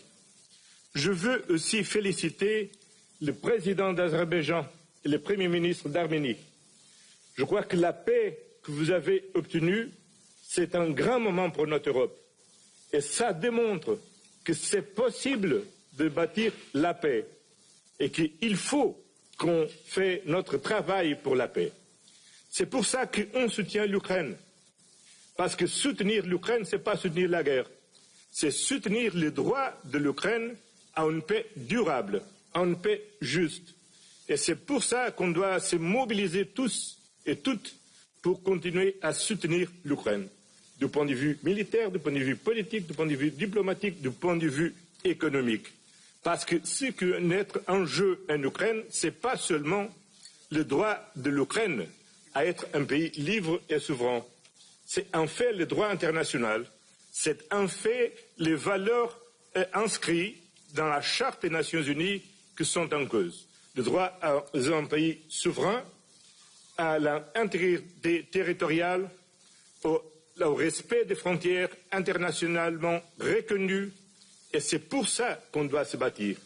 Parce que si la force de la Russie tient une victoire en Ukraine, aucun pays au monde peut rester sûr sur la capacité du droit international de faire face à la menace de la force et à la menace de la guerre. C'est sûrement pour ça que dans toute notre réunion, sécurité et résilience ont été toujours présents dans notre ordre du jour. Et toujours, une fois encore, l'intérêt des différents leaders sur les sujets de sécurité et résilience a été tel qu'on a même besoin d'organiser 2 tables rondes sur ces sujets. Et ça veut dire qu'il nous faut faire un effort pour bâtir une défense collective, pour assurer la sécurité des Européens, pour finir avec la guerre en Ukraine, pour finir avec la menace de la Russie sur notre continent, parce qu'il nous faut concentrer dans d'autres enjeux, notamment le développement de notre continent et de nos sociétés. Sécurité, ça veut dire aussi sécurité économique. Il nous faut sécuriser notre chaîne de valeur, l'accès à matières primaires critiques, mais aussi la sécurité de notre chaîne de valeur.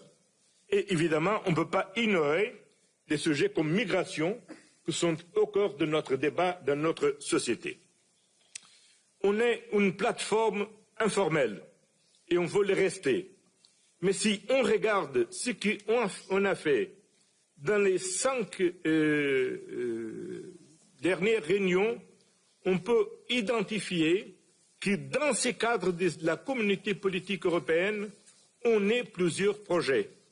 Le premier a été la coalition F-16 qui a mobilisé un conjoint de volontés et des pays pour soutenir la capacité de défense aérienne de l'Ukraine. On a travaillé beaucoup sur la cybersécurité. On a travaillé beaucoup aussi pour supporter Moldova, et je crois que ça, c'est quelque chose qui nous honore à tous. Et aujourd'hui, la France prend une nouvelle initiative de bâtir une coalition contre la drogue. Ça, c'est une question centrale qu'on doit prendre en grande attention. Parce que c'est une demande qui est soutenue par un grand problème de santé publique, mais qui en fait engage tout un réseau de criminalité qui défie la sécurité de notre continent, de nos sociétés, et qui fait accroître la violence dans notre société. Donc, je crois que cette formule de la communauté politique européenne, qui ne veut pas remplacer ni notre alliance militaire, ni l'Union européenne, ni remplacer le Conseil d'Europe, ni de remplacer d'autres institutions où on est ensemble, c'est une communauté qui est la démonstration qu'on a une volonté politique d'ensemble. Et ça, c'est très, très, très important, et plus important que jamais dans le monde d'aujourd'hui, où plusieurs acteurs internationaux essayent de bouleverser l'ordre international. quelques-uns par la force de la guerre, d'autres mettre en cause les règles du commerce international, d'autres mettant en cause des engagements collectifs qu'on a besoin pour faire face au changement climatique. Mais nous, ici, tous ensemble, on peut dire que ceux qui sont dans l'Union européenne, ceux qui ne sont pas dans l'Union européenne, ceux qui veulent rentrer dans l'Union européenne, ceux qui ont voulu sortir de l'Union européenne, ceux qui ne veulent pas ni rentrer, ni rester, ni être en l'Union européenne, tous ensemble, on est Europe et ensemble, on veut travailler ensemble pour la paix, le développement et la prospérité de notre société et de nos citoyens. Donc, merci beaucoup. Thank you very much, dear Mette. I think everybody is very, very glad that how you hosting us here in Copenhagen. Thank you very much.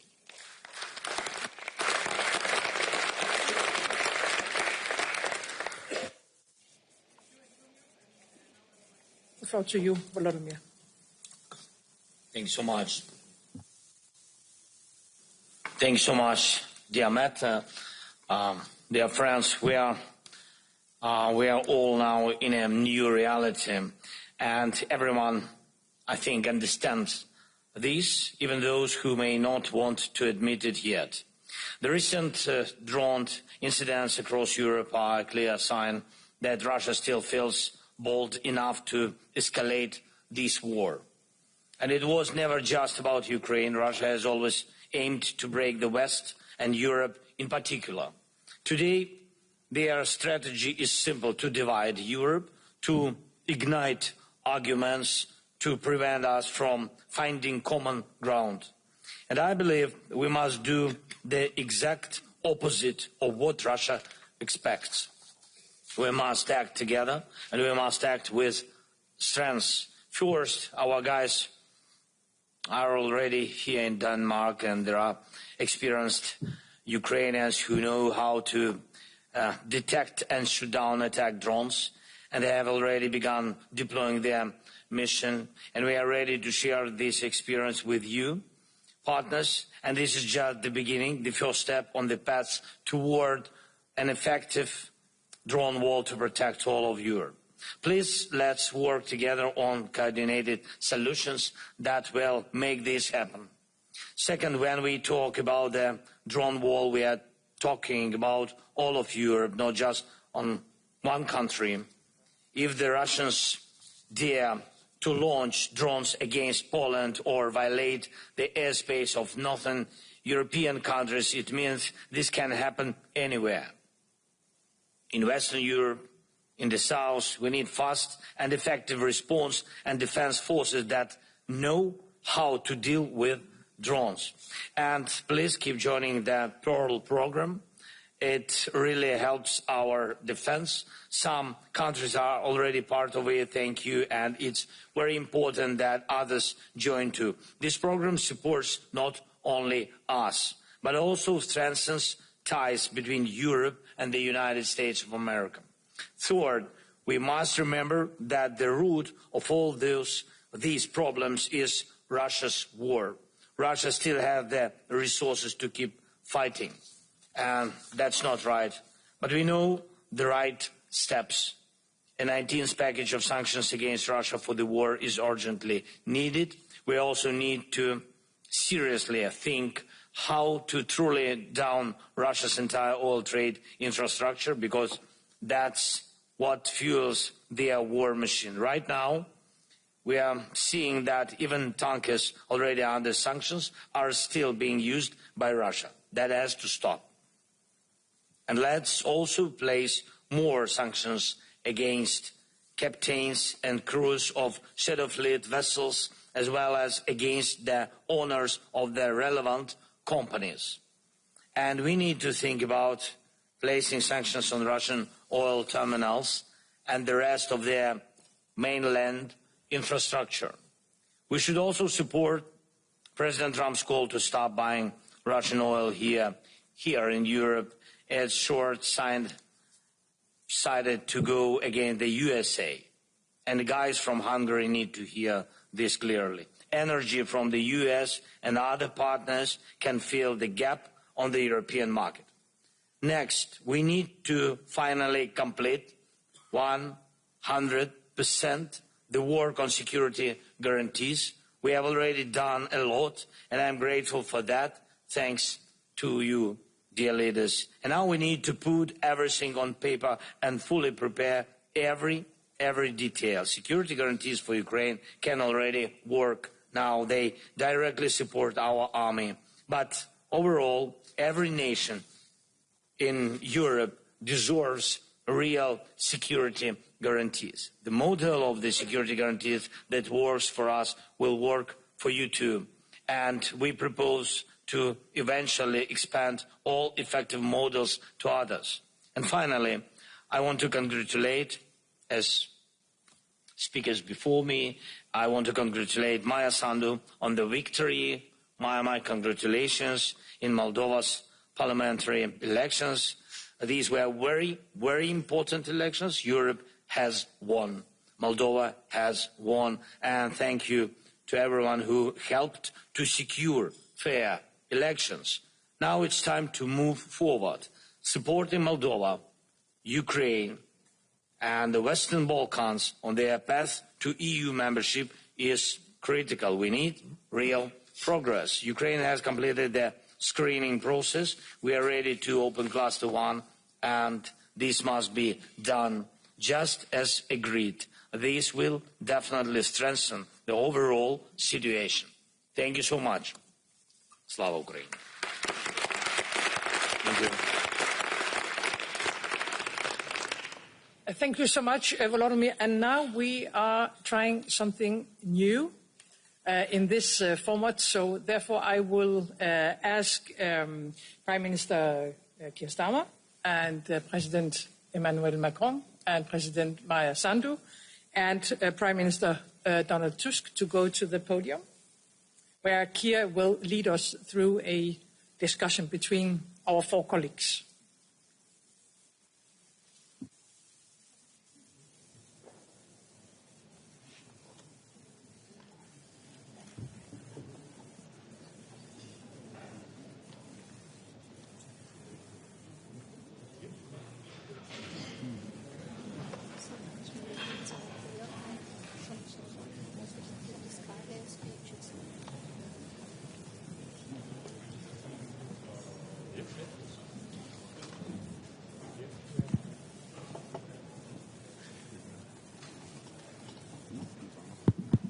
Yes, I think, is this on?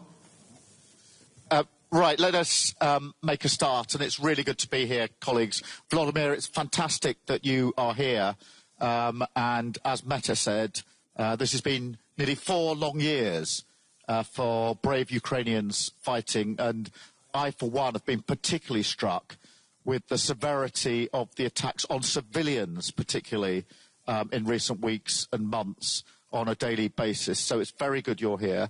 Maia, it is fantastic that you are here. A great victory for you in Moldova, but also a massive victory for Europe as well in the face of interference from Russia. So it is really, really good to have you on the panel here this morning. And I think, Meta and others, we've seen in recent weeks the appetite that Putin has to not only rain down on Ukraine, but also to take action and to interfere right across Europe in many different ways, whether that's in relation to our airspace, whether it's cyber or other attacks that have been going on. They are unrelenting and they show an appetite to continue this, and we must fight it with everything that we have. And it's a reminder for all of us, Volodymyr, that this is not just a question of Ukrainian sovereignty, it's a question of the values and freedoms of all of us, particularly in Europe, and that we are all in this fight in relation to the Russian aggression.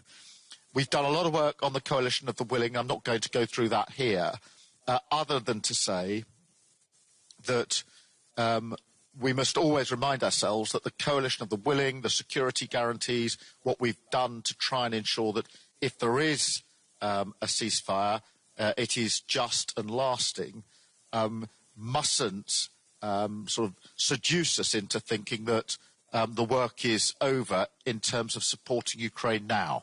And so the first point really is to be really clear that we must continue that support for Ukraine, notwithstanding the work of the coalition of the willing.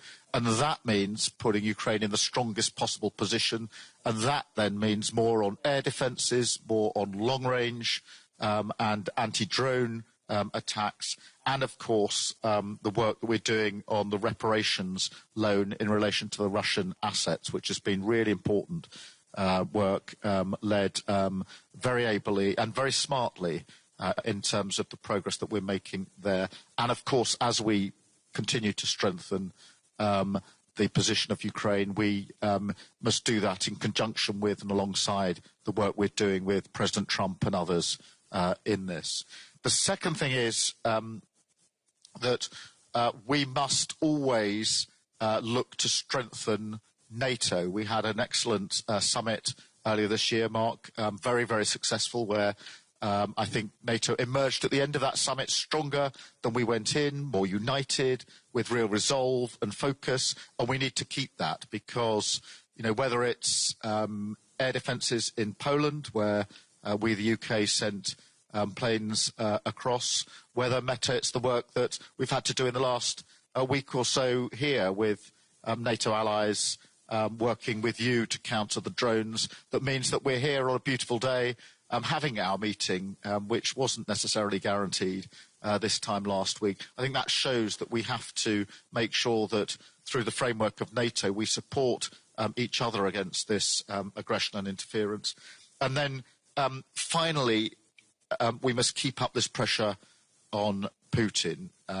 The economic pressure is having an effect, and we need to continue that pressure through further sanctions, bearing down on energy in particular, and on the shadow fleet. So on all those fronts, supporting Ukraine in the fight, absolutely clear in our support of NATO allies and others, and then bearing down on Putin. So I wanted just to open with that. Emmanuel, can I come to you next, and then we'll come around the panel. Thank you, Keir. Thank you very much, Mette, for once again organizing this summit. And let me just tell you, before we jump to the situation in Ukraine, as you mentioned and framed it, Keir, that it's clear that this format as well is the right place to deal with so many conflicts or hard situations, and we are focused on the Ukrainian situation, given the aggression war launched by Russia. But Antonio was right as well to highlight the peace treaty signed between Armenia and Azerbaijan. I think this is a great achievement, and I want to congratulate the two leaders. And we are very as well focused on what's happening in Caucasus and Western Balkans. And this is the solidarity of this continent. And once again, given this, I would say, holistic approach we have to do for this common place we have, Europe, the elections in Moldova were a great achievement. And Maya, once again, congratulations, because this is a test case for our resilience. We will revert on these topics later today. But the capacity to resist to the interferences and the misinformation coming from Russia was clearly at the core of your campaign, and you resisted. And I think it's very interesting for all of us as well to have your clear feedback and the lessons learned from this victory, because this is something which is useful to be implemented by the rest of the club, because now we have interferences in all elections. And I can tell you, because I had interferences in my two elections, 2017 and 2022, and quite efficient, I have to say, but not successful, but less aggressive than the one in Moldova. As for Ukraine, Volodymyr made it very clear in his statement, and I think the conclusion of your initial speech, Mette, was very important. We are at a moment where Russia is not clearly getting its main objectives. It's not a 3-week special operations. They didn't get Kyiv. They didn't change the regime. I would add to that, two great friends joined NATO, which is a big strategic defeat for Russia on top of it. Now the question is how, not just to sustain the war efforts, but clearly change the dynamic and help Ukraine in this context. I have to say, altogether, we worked very hard during the past few months, and I think the situation is much better today than it was at the beginning of the year. At the beginning of the year, our fear was to have a sort of very rapid peace, and we had some doubts about the level of support of the United States. Now, first, we built the coalition of the willings. A large part of you are member of it, and I think this is a great achievement of the past few months, and you mentioned it here. But we had the clear planification of and commitments the day after a truce or a peace treaty or a ceasefire to have a robust and long-standing peace. And it's very important in terms of sustainable support to the Ukrainian army and the level of commitment we are ready to provide. Second, we managed collectively to re-engage with the United States. And the statements of the President of the United States last week are a huge change if you compare them with your presence in the Oval Office a few months ago. So, I mean, it's very important because for me it's a concrete case of countering the misinformation spread by Russia. No, Russia is not winning. No, Ukraine is not losing this war, and the situation is very different. And I think there is the same approach now regarding the conflict. And it's part as well of the frustration of the US president vis-à-vis the absence of commitment of Russia. And President Trump took several initiatives to re-engage with President Putin and to go to the table of negotiation. And it's now clear that all these words where President Putin was saying, I'm ready to negotiate peace, were not totally a sincere commitment. So now the key points for all of us are, number one, to follow and to step up and to scale up in terms of support vis-à-vis Ukraine. Air defense systems, drones, and I mean the level of innovation and efficiency of the drone system is very impressive, and Volodymyr was very clear on the level of support and financing they need in order to be efficient on the ground. And this is one of the best ways to change precisely the situation and gain some territories, recover some territories. And third, long-range missiles. So let's focus on these three categories, as you mentioned as well here, in terms of financing, capacities to deliver, and we are working hard to accelerate as well the key deliveries in that, but accelerate as well the common projects and the common financing on these three issues. In parallel, in order to put pressure on Russia, in order to create more incentives to come back at the table of negotiations, we have our sanctions, and the 19th sanctions package proposed by the Commission was a very important one. We coordinate, we step up, and we are more and more efficient. And I want to insist on the shadow fleet, as you mentioned. Because following our key figures, today 30 to 40% of the war effort is financed through the revenues of the shadow fleet. It represents more than 30 billion euro. So it's extremely important to increase the pressure on this shadow fleet because it will clearly reduce the capacity to finance this war effort for Russia. So we put a series of sanctions on them, I mean on the boats and on the insurance companies, harbors and so on. But now we have clearly a way to increase the pressure by coordinating a holistic approach on this shadow fleet. And what we did in the past few days with our Navy, just in order to make controls and to make sure that it was a vessel we identified, a series of vessels, and to be sure they were compliant with international rules, delivered very concrete results. First, because you can identify the presence of a shadow fleet on your coast. Second, because you can make sure that they are compliant with or not with international rules. But third, and it's very important, because you kill the business model by detaining, even for days or weeks, these vessels and forcing them to organize themselves differently and killing the efficiency of the business model. Because this model has been organized even before 22, but is now totally industrialized. And I suggest that in the framework of the coalition of the willing, with close coordination with NATO, we work to see how to optimize this common action. But just to tell you, the vessels we clearly identified, on which we made the checkings, and now we have a legal action, was declared in under a fake pavilion, but was exactly the same which was controlled by Estonia last March, for the same reasons. And as we stop them during 1-2 weeks' time, we completely break the efficiency of the organization. So shadow fleet is a very good target if we want to improve our efficiency to reduce these capacities.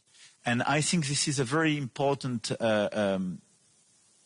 step forward in order to increase our pressure on Russia. Obviously, the objective of that is to allow in parallel Ukraine to recover territories, but as well to increase this pressure on Russia to come back at the table of negotiation. My last point, regarding all the provocations we have in Poland, in Estonia, and I want to reiterate our sincere solidarity, I think we had a fair reaction by Article 4 on NATO, more coordination, and as well additional capacities. We sent some additional Rafales and so on.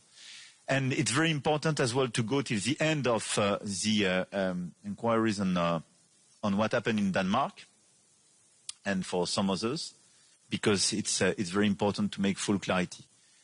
I think the main answer should be more unpredictability and more strategic ambiguity. And I think it's very important to have a clear message. Drones which would violate our territories are just taking a big risk. They can be destroyed, full stop.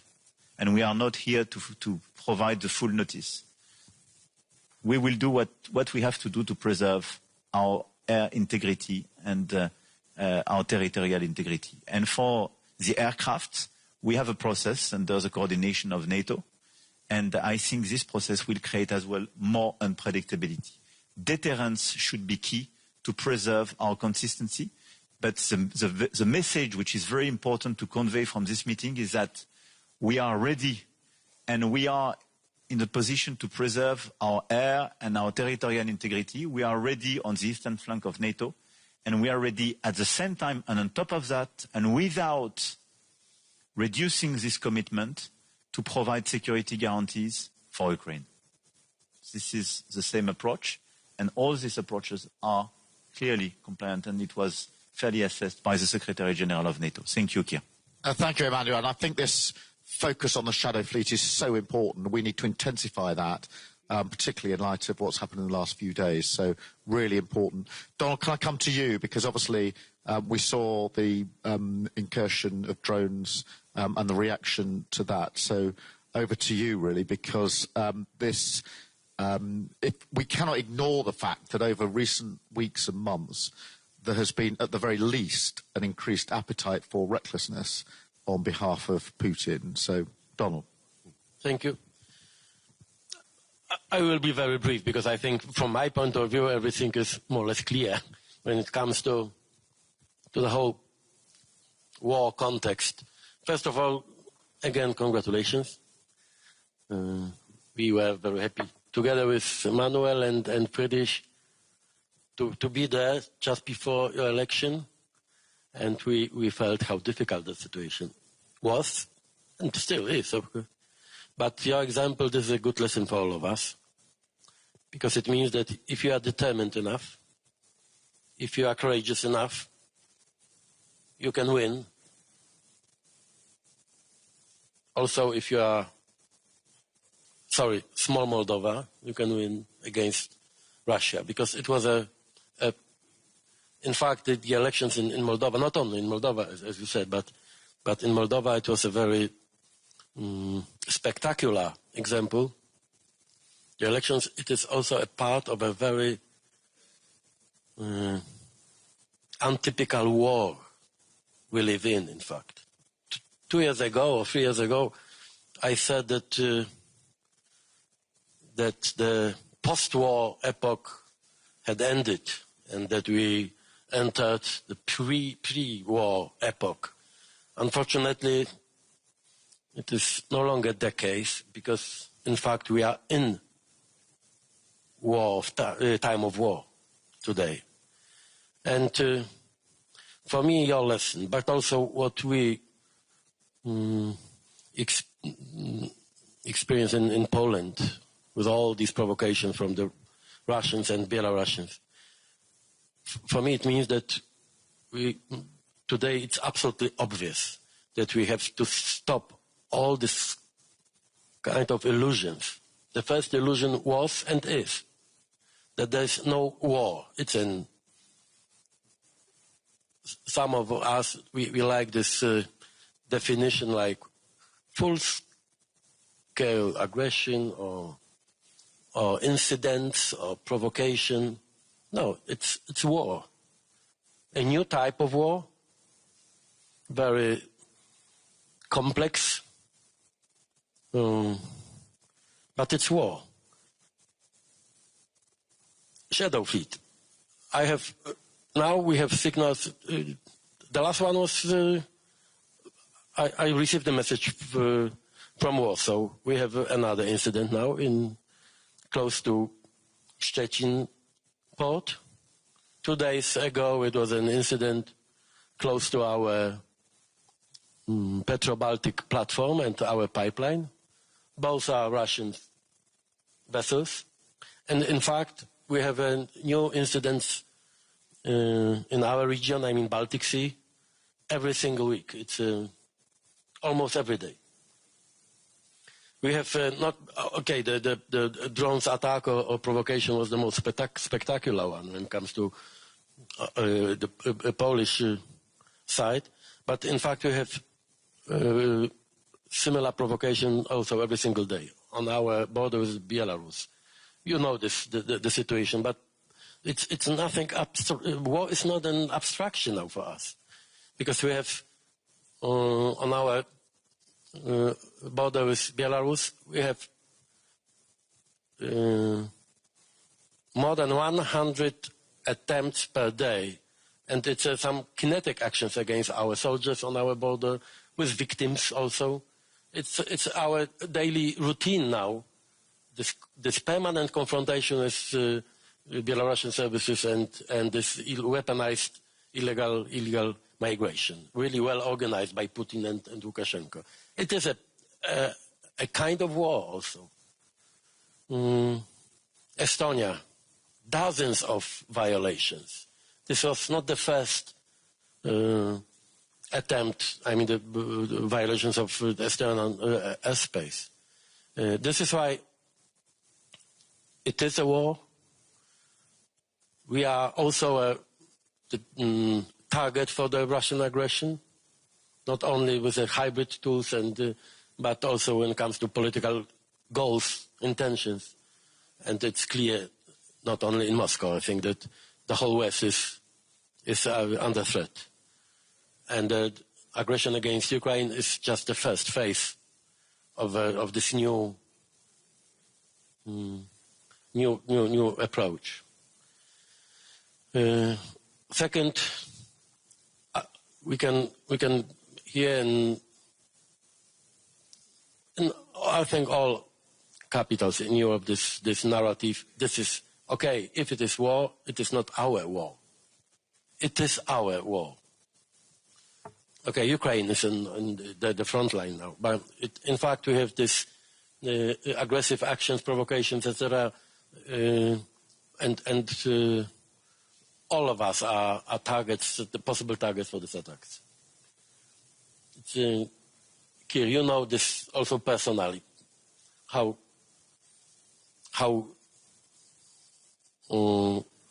strange and how dangerous they can be, also physically, kinetically against us. It is our war, and if Ukraine loses, it means our failure. I have no doubts in a mid-term or long-term perspective.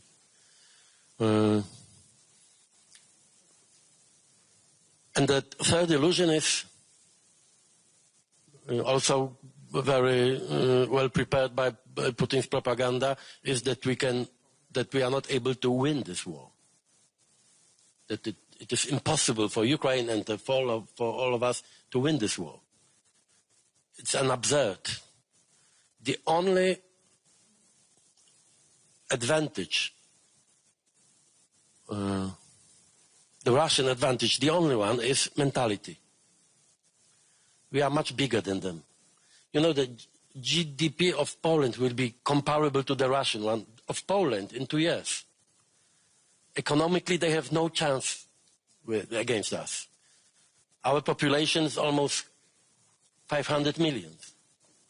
Together with UK, have 500 million against 150. We are much richer, technologically, much better prepared. The only Russian advantage is here and here. I mean, they are ready to fight. They are ready to sacrifice something. They are ready to suffer. And the psychological advantage, this is why we are so, sometimes we are so, you know, not decisive enough and not determined enough. And this is why the Moldovan example is so important. It's not only a symbolic one, but also something very practical. If you are determined enough, you can win. And our yesterday discussion about drone wall, about our reactions, should we destroy the Russian objects over Ukraine or in our airspace, I think it's absolutely clear that the most important and the last step in our efforts how to help Ukraine to win this war is more determination. Money is not the problem. I mean, it's always the problem, but compared to, sorry, not the biggest. And this is my appeal. And as I said yesterday, I am not interested in escalation. I am the last one here who is interested in escalation, because we will be the first victim of the war. And for Poland, peace and ceasefire, this is something absolutely the highest priority for us. But we know, not only because of our history, because of geography, but also we know something about the Russian intentions and plans. We know that if they win against Ukraine, it is also in the future the end of my country and of Europe. I have no doubt. And this is why we have to be as determined as Volodymyr and his people, and as Maya and her nation. Thank you. Maya, over to you. Thank you very much. Thank you for your support and for the kind words. The elections we had on September 28th were not simple elections. This was a test for a democracy under attack. Russia spent hundreds of millions of euros in these elections to illegally finance political parties. Well, they've been supporting some political parties for decades, but only in the last 2 years they've created at least 7 new political parties in Moldova. We have it's very easy, as it should be in Moldova, to create a political party. Of course, all these attempts to destabilize the country, all these attempts to hire people on the ground to produce this information in addition to what we have been receiving from Moscow. And the lessons that we have learned is that exposure and prevention work. These are the 2 lessons that we have learned, and this is what has helped us. Because we have been exposing, and it's not only the government institutions, but it's also the press, the international press and the local press. For a year, the press has infiltrated, and then later on showed how Russia has been hiring people in Moldova, paying them monthly salaries, teaching them how to create thousands or hundreds of accounts, and then sending them the information that they need to post. This is what was happening, in very big scales. Like the BBC investigation found a network of at least 90 TikTok accounts which produced thousands of videos with 23 million views for a population of 2.4 million people. So we had many such examples, and people could see it, and they could understand the threat.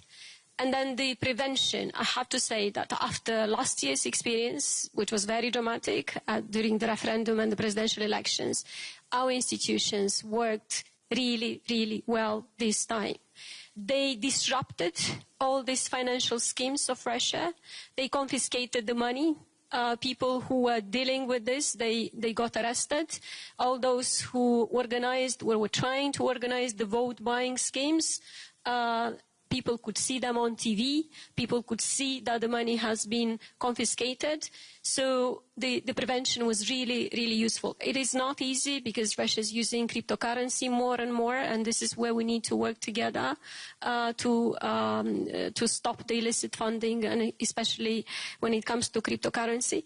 But Russia had two objectives for these elections. One was to capture Moldova through, this was the maximalistic objective, to capture Moldova through these elections, or at least to destabilize the country and to, to discredit the results. And it has failed because both the state institutions worked very hard, but also it was a whole of society response. And of course, I'm very grateful for your support. The support on intelligence sharing was very useful.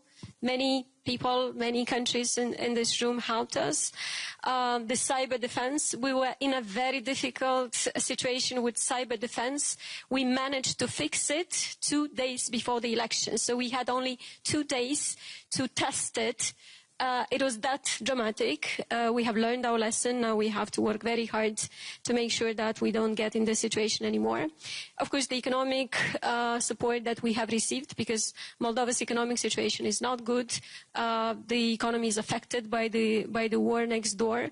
The political solidarity that you have shown, all these things, the support for Stratcom, all these things have helped a lot.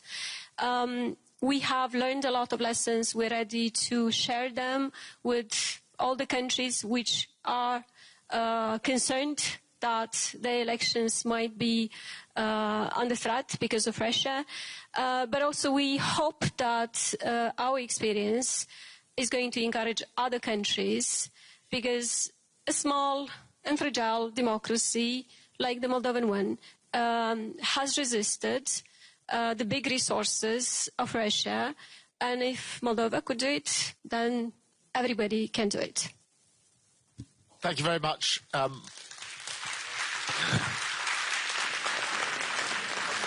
Thank you.